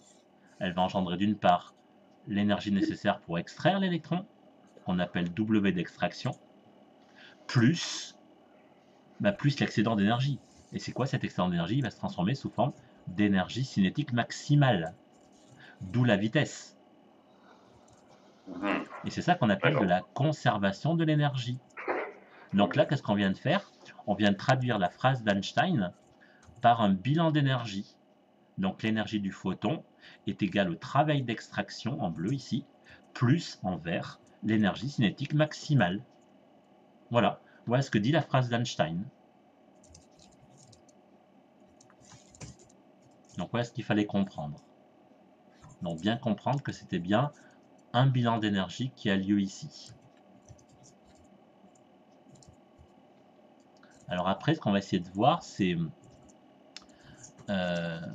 remplacer ces énergies par leur formule. Ça, on peut faire ça. Tout le monde connaît l'énergie du photon, tout le monde connaît ce que c'est qu'une énergie cinétique, on l'a vu cette année, et le travail d'extraction, il me semble qu'on a vu la formule juste avant. Donc, par quoi on pourrait remplacer cette formule, d'après vous? Par quoi on remplace l'énergie en violette, là? Par quoi on remplace l'énergie en bleu? Et par quoi on remplace l'énergie en vert? Alors, si je demande à Mélanie, c'est quoi, Mélanie, l'énergie d'un photon? Qu'est-ce qu'on vient de dire aujourd'hui? Je sais pas. On l'a vu en tout début de cours, hein, l'énergie du photon, E égale... Ah, si tu sais, on vient de le faire juste en début de cours. H fois nu. Voilà, H fois nu. C'est quoi le travail d'extraction? On vient de le voir juste maintenant. Alors Mélanie, est-ce que tu peux répondre? On vient d'écrire la formule là. Travail d'extraction égale... Comment? C'est quoi la formule du travail d'extraction? On vient juste de la voir. Dans la diapo précédente. On vient juste de le faire là. Travail d'extraction égale... On vient juste de le faire, Mélanie, là. Je sais pas. Si, tu sais, tu viens de le faire maintenant, là. Est-ce que quelqu'un peut l'aider, Mélanie?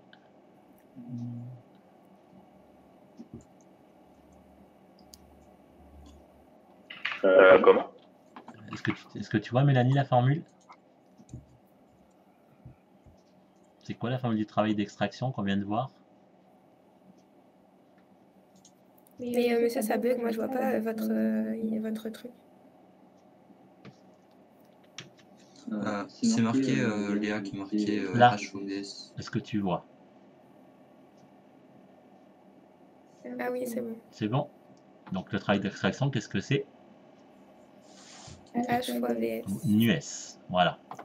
Donc, il ne reste plus que maintenant l'énergie cinétique.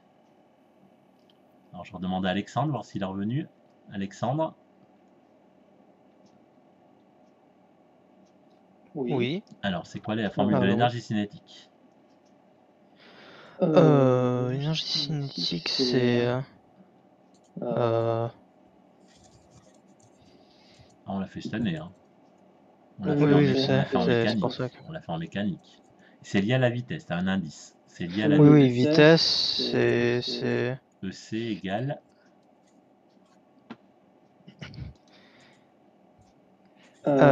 vitesse fois... c'est énergie... Non. Non, énergie cinétique Non, égale. non, oui. Énergie cinétique égale. Énergie cinétique est égale à vitesse fois... Ah, j'ai du mal à me rappeler. Ah.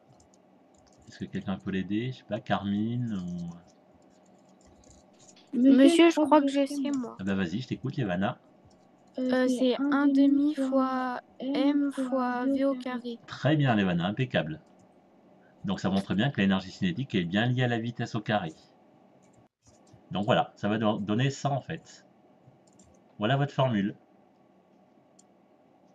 Donc vous avez H en joules par seconde, la fréquence du photon en Hertz, l'énergie cinétique maximale, comme tu m'as dit, Levana, 1/2 de m. M, c'est la masse de l'électron, en kilogrammes, et V au carré, V max au carré, la vitesse en mètres par seconde. Et là, je remets en dessous. C'est quoi le travail d'extraction? Donc Mélanie nous l'a dit. Le travail d'extraction, c'est H, la constante de Planck, multiplié par la fameuse fréquence seuil, qu'on avait appelée nu-s. Donc voilà la formule. Voilà ce qu'on appellera le bilan énergétique. Donc d'un côté, on a la fréquence du photon, qu'on appelle le nu-i, nu incident. Le i pour incident, en fait, fréquence incidente. Nu-s, c'est la fréquence seuil. Et donc, regardez, comment est-ce qu'on peut écrire cette relation? On peut dire que 1/2 de la masse de l'électron multiplié par la vitesse au carré. Et bien, regardez, le nu-s, là, le h fois nu-s, si je le fais passer à gauche, il devient moins h fois nu-s. Et qu'est-ce que je peux faire? Je peux faire passer le h en facteur. Et il restera à gauche la fréquence incidente moins la fréquence seuil. Vous voyez, donc ça veut dire que l'énergie cinétique maximale, finalement, c'est égal à l'énergie du photon incident moins le travail d'extraction. C'est la différence des deux énergies, en fait. Est-ce que ça va pour toutes ces formules-là? Mathieu, Oui. vous imprimerez ces cours, du coup, pour quand on sera revenu? Non, j'imprimerai pas le cours, j'imprimerai que la fiche élève. Donc les réponses, ils seront pas dessus, hein. Ah, parce que le problème, c'est que toutes ces formules, en fait, c'est... On peut pas vraiment écrire tout ce qui Oui, est oui. les exposants, etc. Mais après, comme je te dis, je te ferai une vidéo. Donc tu pourras la reprendre et le renoter correctement après, si tu veux. Ouais. Bon, tu vois, si tu l'écris sur Word, par exemple, ben, tu l'écris approximativement pour l'instant, et après tu le remettras au propre après à partir de la vidéo. D'accord? Bon, je ne donnerai pas la correction, hein, donc par contre, je mettrai juste la vidéo, je vous ai dit. Avec la vidéo, vous pouvez reprendre la tête reposée les formules. Voilà. Okay. Donc, est-ce que tout le monde a compris déjà toutes ces formules? Est-ce que c'est clair pour tout le monde? Oui. Ouais? Oui. Eh bien, impeccable. Maintenant, on va voir maintenant. Ce qu'on va essayer de montrer maintenant, c'est qu'est-ce que ça va nous apporter cette formule? Qu'est-ce qu'on va pouvoir tirer comme enseignement et comme application à partir de cette formule? Donc, voilà. Donc, quand on fait une formule, moi j'aime bien avoir l'aspect physique derrière. Qu'est-ce que je peux comprendre de cette formule? Voilà. Donc c'est ça qu'on va essayer de montrer, et c'est ça qu'on va essayer de montrer avec un simulateur tout à l'heure. Voir qu'est-ce que ça peut nous apporter. Alors, si tout le monde est bon, ben, on va passer à la suite. Non. Non. J'écris la formule finale du coup. Alors vas-y, je te laisse le temps d'écrire la formule finale. 1/2 fois m. Donc vas-y, bah, tant que tu écris ta formule finale, ce qu'on va essayer de montrer, c'est quoi? C'est que cette formule, elle est importante. Pourquoi? Parce que si on connaît la fréquence incidente et la fréquence seuil, si on a l'écart entre les deux, on va savoir si l'électron va être éjecté ou pas, grâce à ça. Donc c'est pour ça que c'est important de connaître la fréquence des UV incidents et la fréquence seuil à dépasser. Voilà. C'est bon, Alessandro?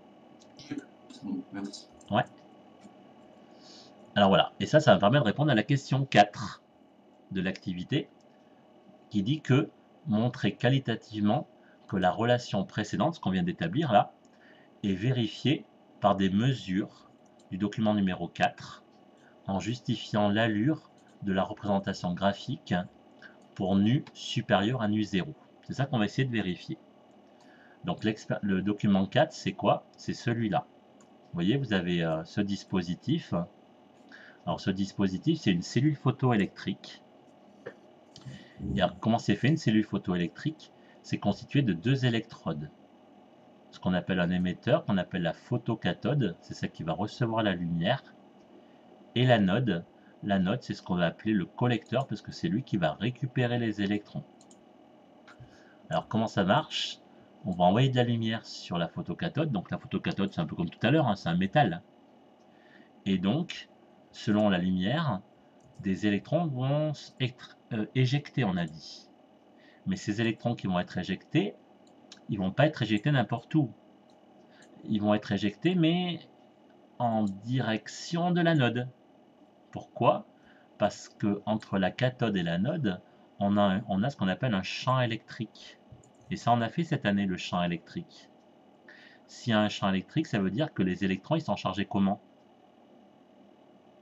Négativement. Donc, si les électrons sont négatifs et le champ électrique va vers la droite, vers la gauche, pardon, ça voudra dire qu'ils vont être soumis à une force, qu'on appellera une force électrique, qui va les diriger tout droit en direction de la cathode.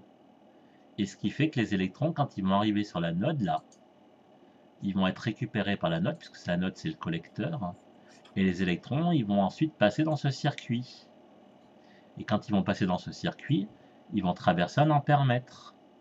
Et plus il y a d'électrons qui traversent, plus l'ampèremètre va afficher une grande valeur d'intensité. Et c'est comme ça qu'on va savoir s'il y a eu beaucoup d'électrons arrachés ou pas beaucoup d'électrons arrachés. Vous voyez le principe de la manip? Et donc, voilà. Donc l'anode de la cellule, elle a pour rôle de collecter les électrons émis sous l'action de la lumière. Et après, qu'est-ce qu'il suffira de faire? On va faire ça avec le simulateur. On va ensuite jouer sur la valeur de la fréquence de la lumière. On va changer la lumière là et on va voir s'il y a de plus en plus d'électrons arrachés ou pas. Mais alors, à quoi ça sert de mettre un générateur? Ben, le générateur, il sert à imposer une tension. Et justement, si on met une tension, ça veut dire quoi? Ça veut dire que plus la tension va être grande, et plus les électrons vont se déplacer vite. On va donner de l'énergie supplémentaire aux électrons pour qu'ils se déplacent. Et donc, il y aura plus de courant. Voilà ce que ça veut dire.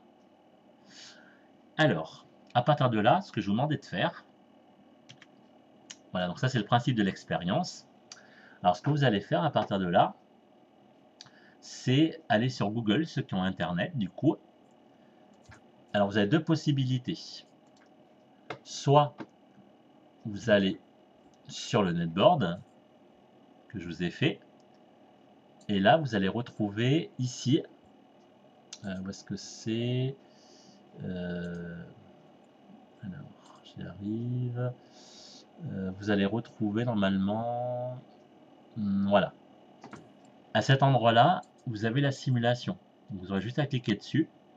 Ou alors, ceux qui ne peuvent pas accéder à ça, et ce que vous allez faire, vous allez aller sur Google, vous allez taper ça. Vous tapez Colorado, physique chimie, effet photoélectrique. Vous avez juste à taper ça. Vous tapez Colorado comme le Colorado, physique chimie, et vous tapez effet photoélectrique. Et vous allez tomber sur ça, sur ce simulateur. Alors j'attends que tout le monde l'ait. Voilà, donc je vous laisse chercher en attendant. Et puis après, ceux qui l'ont, vous allez pouvoir commencer à modifier des paramètres. Vous voyez, là je me suis mis sur de la lumière rouge. Regardez ce qui va se passer si, regardez, si je change la fréquence ou la longueur d'onde. Vous voyez, donc je suis en train de réduire la longueur d'onde là. Et donc si je réduis la longueur d'onde, ça veut dire que j'augmente la fréquence, c'est bien ça. Et regardez ce qui va se passer. Regardez le vert. Hein. Vous avez vu? Les électrons sont éjectés, mais ils n'ont pas assez d'énergie pour partir. Vous voyez avec le vert? Si j'augmente un petit peu plus, regardez. Je suis dans le bleu. J'arrive à les éjecter, mais il n'y a pas assez d'énergie pour qu'ils partent. Alors ce que je peux faire aussi, c'est voilà, mettre une plus grande tension. Regardez. Si je mets une plus grande tension, ça les force à aller vers la note collectrice. Et maintenant, regardez, si je me mets vers le violet, regardez ce qui se passe avec du violet, de l'ultraviolet. Et bien on s'aperçoit que les électrons sont beaucoup plus facilement éjectables. Et là, après, vous avez trois petits graphiques. Le courant en fonction de la tension. Le courant en fonction de l'intensité de la lumière. Et là, vous avez quoi? Vous avez l'énergie des électrons en fonction de la fréquence. Vous voyez? Donc, plus je me déplace, regardez dans l'ultraviolet. Je suis ici, là, dans l'ultraviolet. J'ai des grandes fréquences, des grandes énergies. Et donc, si je me déplace comme ceci, par exemple, dans le violet, j'ai une plus petite énergie. Là, le courant, il est là. Et là, le courant en fonction de la tension, je suis ici. Et donc là, après, vous pouvez faire varier les paramètres. Regardez. Plus vous descendez, plus les électrons ne sont plus éjectés. Là, on n'a plus rien, on n'a plus de tension, on n'a plus de courant. Et on commence à avoir du courant à partir du cyan, du bleu. Regardez, on commence à avoir un courant apparaître ici et ici. Et ici aussi, on a une petite énergie qui apparaît. Si je me mets dans le violet, regardez, le courant augmente. Je peux zoomer si je veux ici. Voilà, pareil, je peux zoomer là aussi. Et je peux zoomer là aussi. Et on voit bien qu'il y a déjà un courant qui apparaît et une énergie supplémentaire. Regardez. Plus je me déplace, plus mon courant augmente. Là, je suis obligé de dézoomer même. Regardez. Voilà.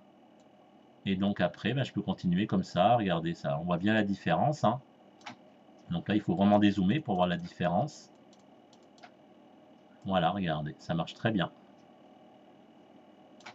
Alors après, si vous voulez que ça aille plus vite, il faut mettre plus de tension. Et regardez, si je fais varier la tension, regardez ce qui va se passer. Vous avez vu, au fait, sur le premier graphique, le courant ne change pas, quelle que soit la tension. Vous voyez, il est toujours à la même hauteur, le courant. Je vous montre en zoomant. Voilà ce que ça donne. Le courant reste le même et indépendant de la tension. Alors, est-ce que ça marche? Est-ce que tout le monde a... Vous pouvez partager votre écran si vous voulez me montrer.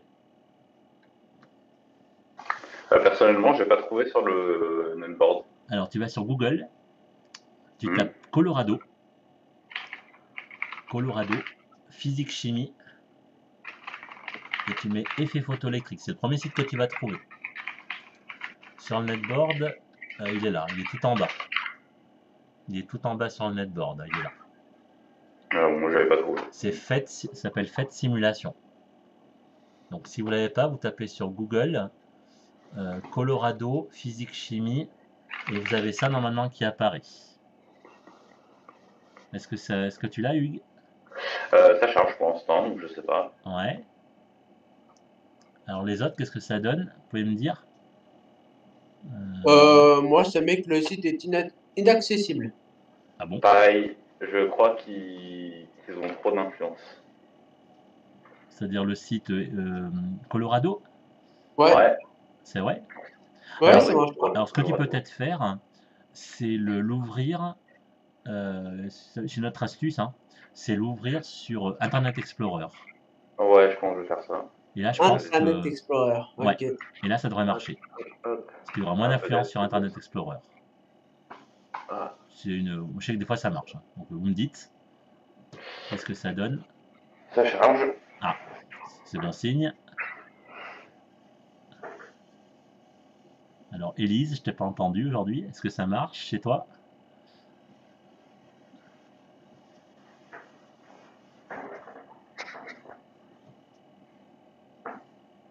Non, ça marche pas. Ça marche pas non plus? Non. Bah, pourquoi ça marche chez moi? Je sais pas. Et les autres, qu'est-ce que ça donne, Evan? Moi, ça marche pas non plus. Ça marche Vous pas. voyez, ça ne marche pas. Bah, essayez de rafraîchir pour vous. Ça se trouve, ça a pu marcher. Ouais, ben. Alors, bon, bah, déjà vous avez vu le principe en tout cas. Donc si ça marche pas, au moins vous avez vu le principe. Alors je rafraîchis, on va vérifier. Alors.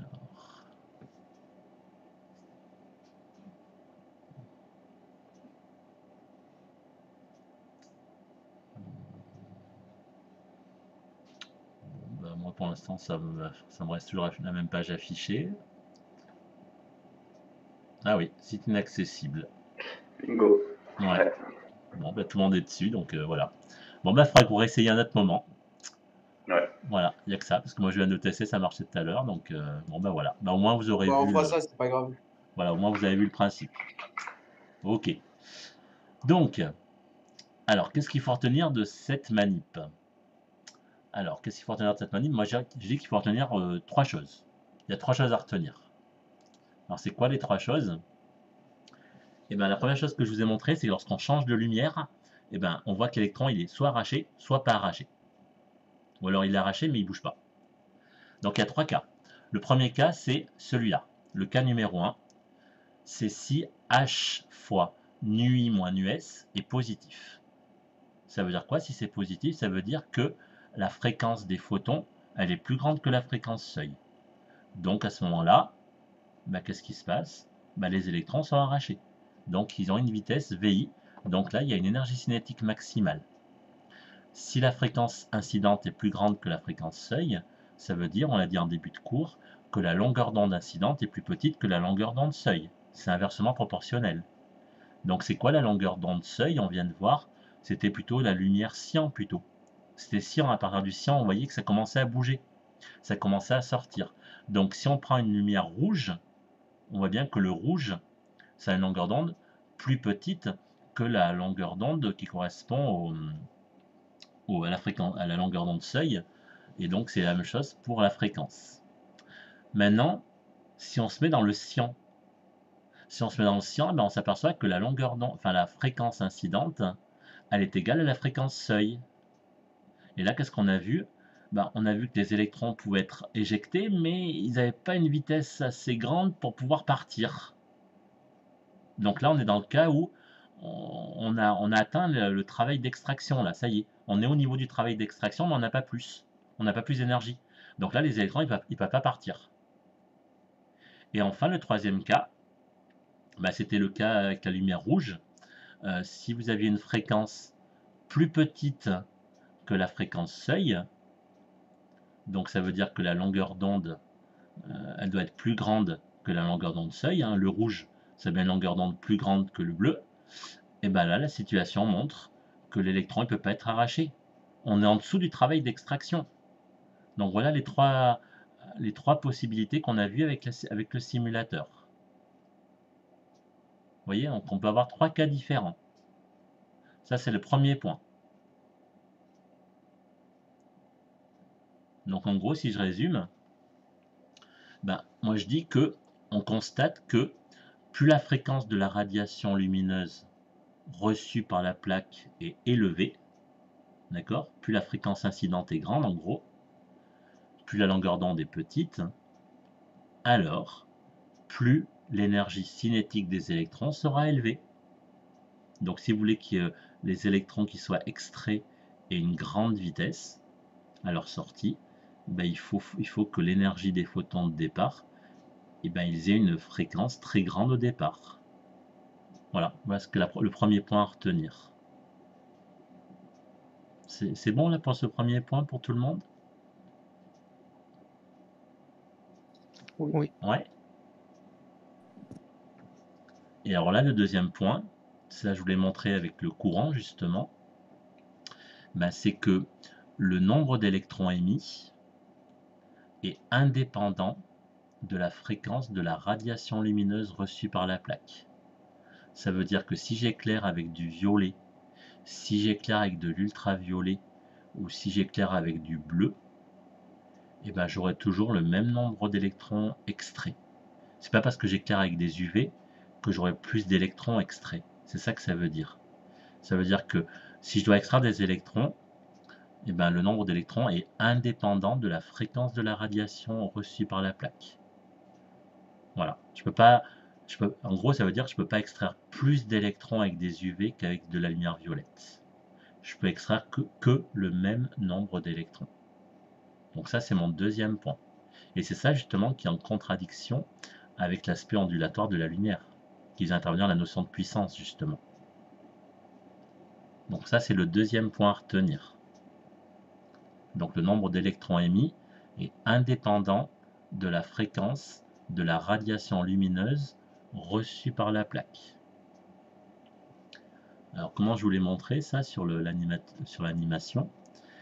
Et bien pour savoir qu'il n'y a pas eu plus d'électrons émis, ben, ça veut tout simplement dire que quelle que soit la lumière qu'on utilisait, on avait toujours le même nombre d'électrons, parce que ça veut dire que en gros, si on libère toujours le même nombre d'électrons, on aura toujours la même intensité. Et là, je vous l'ai montré tout à l'heure, je vous ai montré que l'intensité, c'était toujours la même, quelle que soit la tension qu'on mettait. Donc si on a toujours la même intensité, ça veut dire que on libère toujours le même nombre d'électrons, que ce soit de la lumière ultraviolette ou violette. Ça change pas, ça modifie pas le courant, si vous voulez.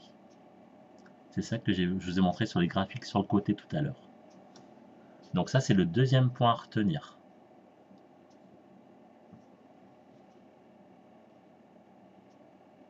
C'est bon pour le deuxième point?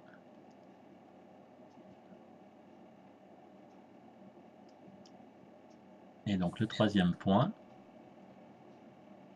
voilà, il va se vérifier avec ça. C'est les deux graphiques que vous avez vus sur l'animation. Heureusement que je les ai mis les graphiques, comme ça on peut les analyser. Donc vous avez vu tout à l'heure que le courant était toujours le même, quelle que soit l'énergie ou quelle que soit la fréquence lumineuse. C'est ça qu'on a vu tout à l'heure. Le courant était toujours identique. Par contre, on vient de voir que l'énergie cinétique des électrons, elle était d'autant plus grande que la fréquence était grande. C'est-à-dire qu'une fois qu'on a dépassé la fréquence seuil, on avait dit. Tant qu'on n'a pas dépassé la fréquence seuil, il n'y a pas d'énergie cinétique. Les électrons ne sont pas arrachés. Mais dès qu'on dépasse la fréquence seuil, ben, plus la fréquence de la lumière augmente par contre, plus l'électron va aller vite. Mais on aura toujours le même nombre d'électrons arrachés.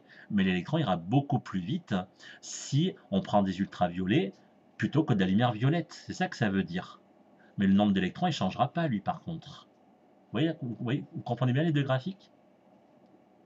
Donc là, ce graphique qui montre que plus les photons sont énergétiques, plus les électrons vont aller vite en sortant. Mais si on a de la lumière violette ou de la lumière ultraviolette, on aura toujours le même nombre d'électrons arrachés. On n'en aura pas plus. Donc voilà, si je dois résumer tout ce qu'on vient de dire. Et monsieur, ça marche pas du coup le courant d'électrons avec par exemple des lumières vertes ou Et non, jaunes? parce que le vert, si je suis en vert, je suis situé ici, là. Tu vois ma souris? Je suis là. Ça veut dire que la lumière verte, elle a une fréquence plus petite que la fréquence seuil. Donc si j'éclaire en lumière verte, moi je suis ici. Donc si je suis là, eh ben moi je ne peux pas arracher mes électrons. Ils restent au niveau des atomes. Et ce, même si on augmente énormément la tension? Ah oui. D'accord. Même si j'augmente la tension, j'aurais dû vous le montrer tout à l'heure. Mais je l'ai montré tout à l'heure. Je vous ai fait voir la tension. Et que si je reste en lumière verte, eh ben, je ne peux pas extraire mes électrons. D'accord. Je serais bloqué ici en fait. C'est comme s'il y avait un barrage. Voilà. Le barrage, c'est F0. Tant que je n'ai pas franchi F0, mes électrons ne sortent pas de l'atome. Si par contre la lumière elle a une énergie supérieure à F0, ben là mon électron peut être arraché. Donc voilà, il faut franchir cette barrière. Ok? Ça marche. Ben voilà. Donc en gros, j'avais mis ça comme question. En utilisant tout ce qu'on vient de faire, dégager l'importance historique de l'effet photoélectrique, ça peut être une question qui peut être pour le grand oral, ça aussi par exemple. Voilà, j'avais mis ça en dernier. Donc voilà, donc tout ce qu'on vient de dire, ça peut par exemple être une argumentation pour pouvoir répondre à une question sur l'importance historique de l'effet photoélectrique par exemple. Voilà, ça peut être une question de grand oral. Est-ce que c'est bon pour cette partie? Oui. Ouais. Alors, la deuxième partie, on va juste l'introduire aujourd'hui. Et ensuite, je vais vous demander quelque chose. La partie 3, que j'appelle interaction photon-matière. Alors, c'est la deuxième activité que vous avez dans votre livre. Donc, c'est l'activité 2 qui doit s'appeler interaction photon-matière. C'est cette activité-là. Alors, vous allez voir, dans cette activité, on va vous donner, je crois, 4 documents. Alors, qu'est-ce qu'on va vous demander dans cette activité? C'est ça. C'est comment interpréter les applications suivantes en termes de photons. C'est-à-dire que tout ce qu'on va voir là, ça fait intervenir des photons. Et vous allez voir, il y a plein de choses que vous connaissez déjà, hein. Et donc, on va montrer que le modèle ondulatoire de la lumière, on sait que ça, on l'a vu en début d'année, permet d'étudier la propagation de la lumière, permet d'étudier les interférences, les diffractions, l'effet Doppler, on avait dit, mais il n'est pas parfois adapté pour décrire les échanges d'énergie entre la lumière et la matière. Et là, c'est là que la notion de photon va intervenir et pourra être utile pour comprendre plein d'applications dans la vie de tous les jours et qui vont exploiter l'absorption ou l'émission de lumière. Alors, c'est quoi qui va permettre d'aborder ce phénomène d'absorption, d'émission dans des applications concrètes de la vie de tous les jours? Eh bien, document numéro 2, ça doit vous parler. C'est ce qu'on a fait mardi. La cellule photovoltaïque. Après, dans le document 1, vous allez trouver des appareils électroniques tels que des capteurs de lumière. Par exemple, les capteurs qu'on appelle capteurs photosensibles. Alors, c'est quoi ces capteurs de lumière? Ça peut être des cellules photoélectriques comme ça. Ça peut être on appelle ça des photomultiplicateurs. Donc ça, c'est le petit b, là, celui que vous avez. Des photorésistances ou des photodiodes. Donc, ce qu'on appelle des capteurs de lumière. Ensuite, vous avez ça. Ça, vous connaissez normalement. Ce qu'on appelle des LED ou des DEL. Des diodes électroluminescentes. Et là, à droite, document numéro 4, vous avez des appareils qui utilisent eux aussi l'absorption de la lumière et l'émission de la lumière. L'absorption de photons, l'émission de photons. Et bien ça, vous connaissez. On a fait ça en chimie. Les spectroscopes UV visibles, ici, là, c'est celui-là plutôt, et le spectroscope infrarouge qui est là. Alors moi, ce que je vous demandais de me faire, ce sera pour après les vacances, pour la rentrée en fait. Vous allez chacun m'expliquer un de ces exemples. Vous choisissez. Mais il faut que vous me l'expliquiez en termes d'émission et d'absorption de photons. Mais me dire comment ça marche. En termes d'absorption et d'émission de photons. Et comme je vous l'ai marqué, là, votre présentation doit durer 5 minutes, partant d'une de ces questions qui intégrera la description d'une expérience faite avec des DEL, par exemple, ou avec des diodes électroluminescentes ou un spectroscope infrarouge. Et vous expliquez ça avec la notion d'absorption, d'émission de photons pour nous expliquer comment ça marche. Donc, dans votre livre, vous avez des ressources, hein. Je vous les ai mises là. Vous avez des fichiers texte et PDF qui peuvent décrire un peu plus chaque appareil. Donc moi, ce que je vous demandais de me faire, c'est juste, j'interrogerai certains d'entre vous sur chacun un des appareils. Donc, alors, comment voulez-vous répartir les tâches? Alors, qu'est-ce qui... on va faire simple. Vous êtes à peu près 23 dans la classe. Il y a à peu près 4 documents. Et on va dire que les 5 premiers de la liste alphabétique, vous allez vous intéresser sur un de ces 4 appareils. Ensuite, les 5 suivants... Et, monsieur? Oui. C'est quoi la liste? La liste, elle est là, regarde. La liste, tu veux dire la liste alphabétique? Oui, mais parce que nous, on l'a pas. Ah, alors, je vous l'ai dit, alors.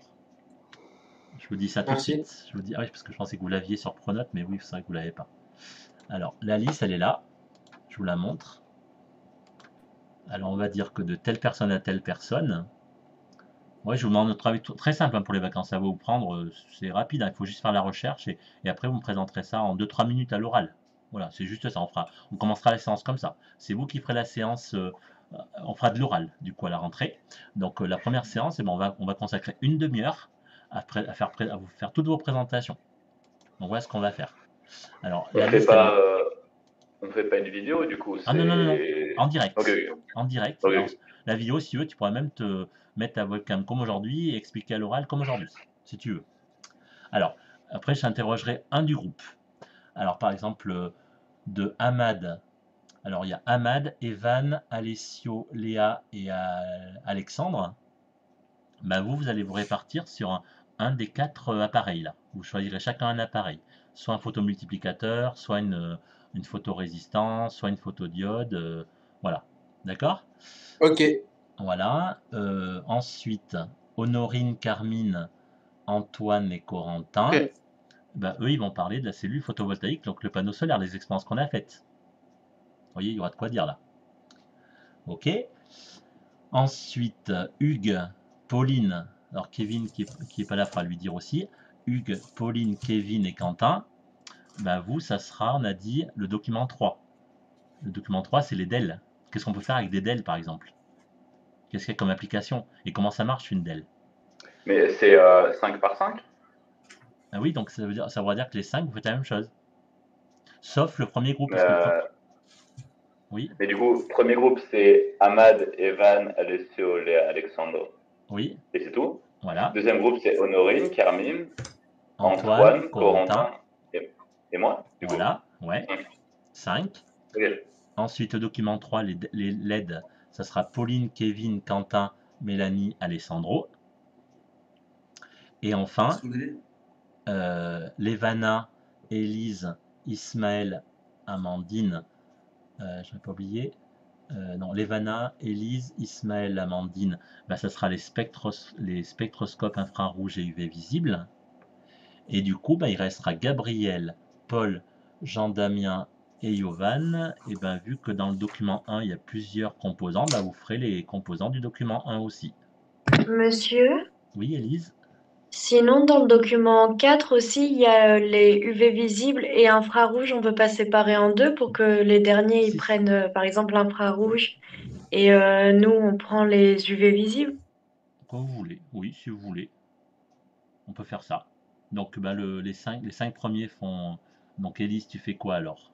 Bah, vous m'avez compté dans le groupe du document 4, du coup, je pensais faire les UV visibles et puis les derniers qui restent, ils peuvent faire les infrarouges. Infrarouge, ben, on fait ça. Donc, Bah après, moi, je m'en fiche, monsieur, on sait pas, j'ai pas de préférence. Mais... D'accord, ben on dit ça. Donc, les 5 premiers UV visibles et les 5 derniers de la liste infrarouge.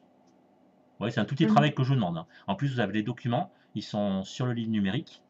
Donc, avec ça, ça va vous donner une base, un peu comme ce qu'on avait fait avec les polymères, vous voyez. C'est un autre exercice d'application pour le grand oral. C'est vraiment pour vous entraîner pour le grand oral que je vous fais faire ça. Et comme ça, ben, on commencera la séance par de l'oral. Je trouve que ça sera plus intéressant que de faire un cours là-dessus. Ben, c'est vous qui allez faire le cours. Ça vous va? C'est bon pour tout le monde? Oui. Et bien, super. Et ben écoutez, je vous souhaite de bonnes vacances. Bah merci, bonnes vacances à vous aussi. Et je vous dis à mardi alors. Voilà. À mardi dans 15 jours. Voilà, c'est ça. À mardi après les vacances. Voilà. Merci, bonnes vacances au à revoir. tous. Reposez-vous bien. Au revoir. Et n'oubliez pas de valider vos vœux sur Parcoursup. Au revoir. On va faire ça, oui. Voilà. Avant ce soir minuit.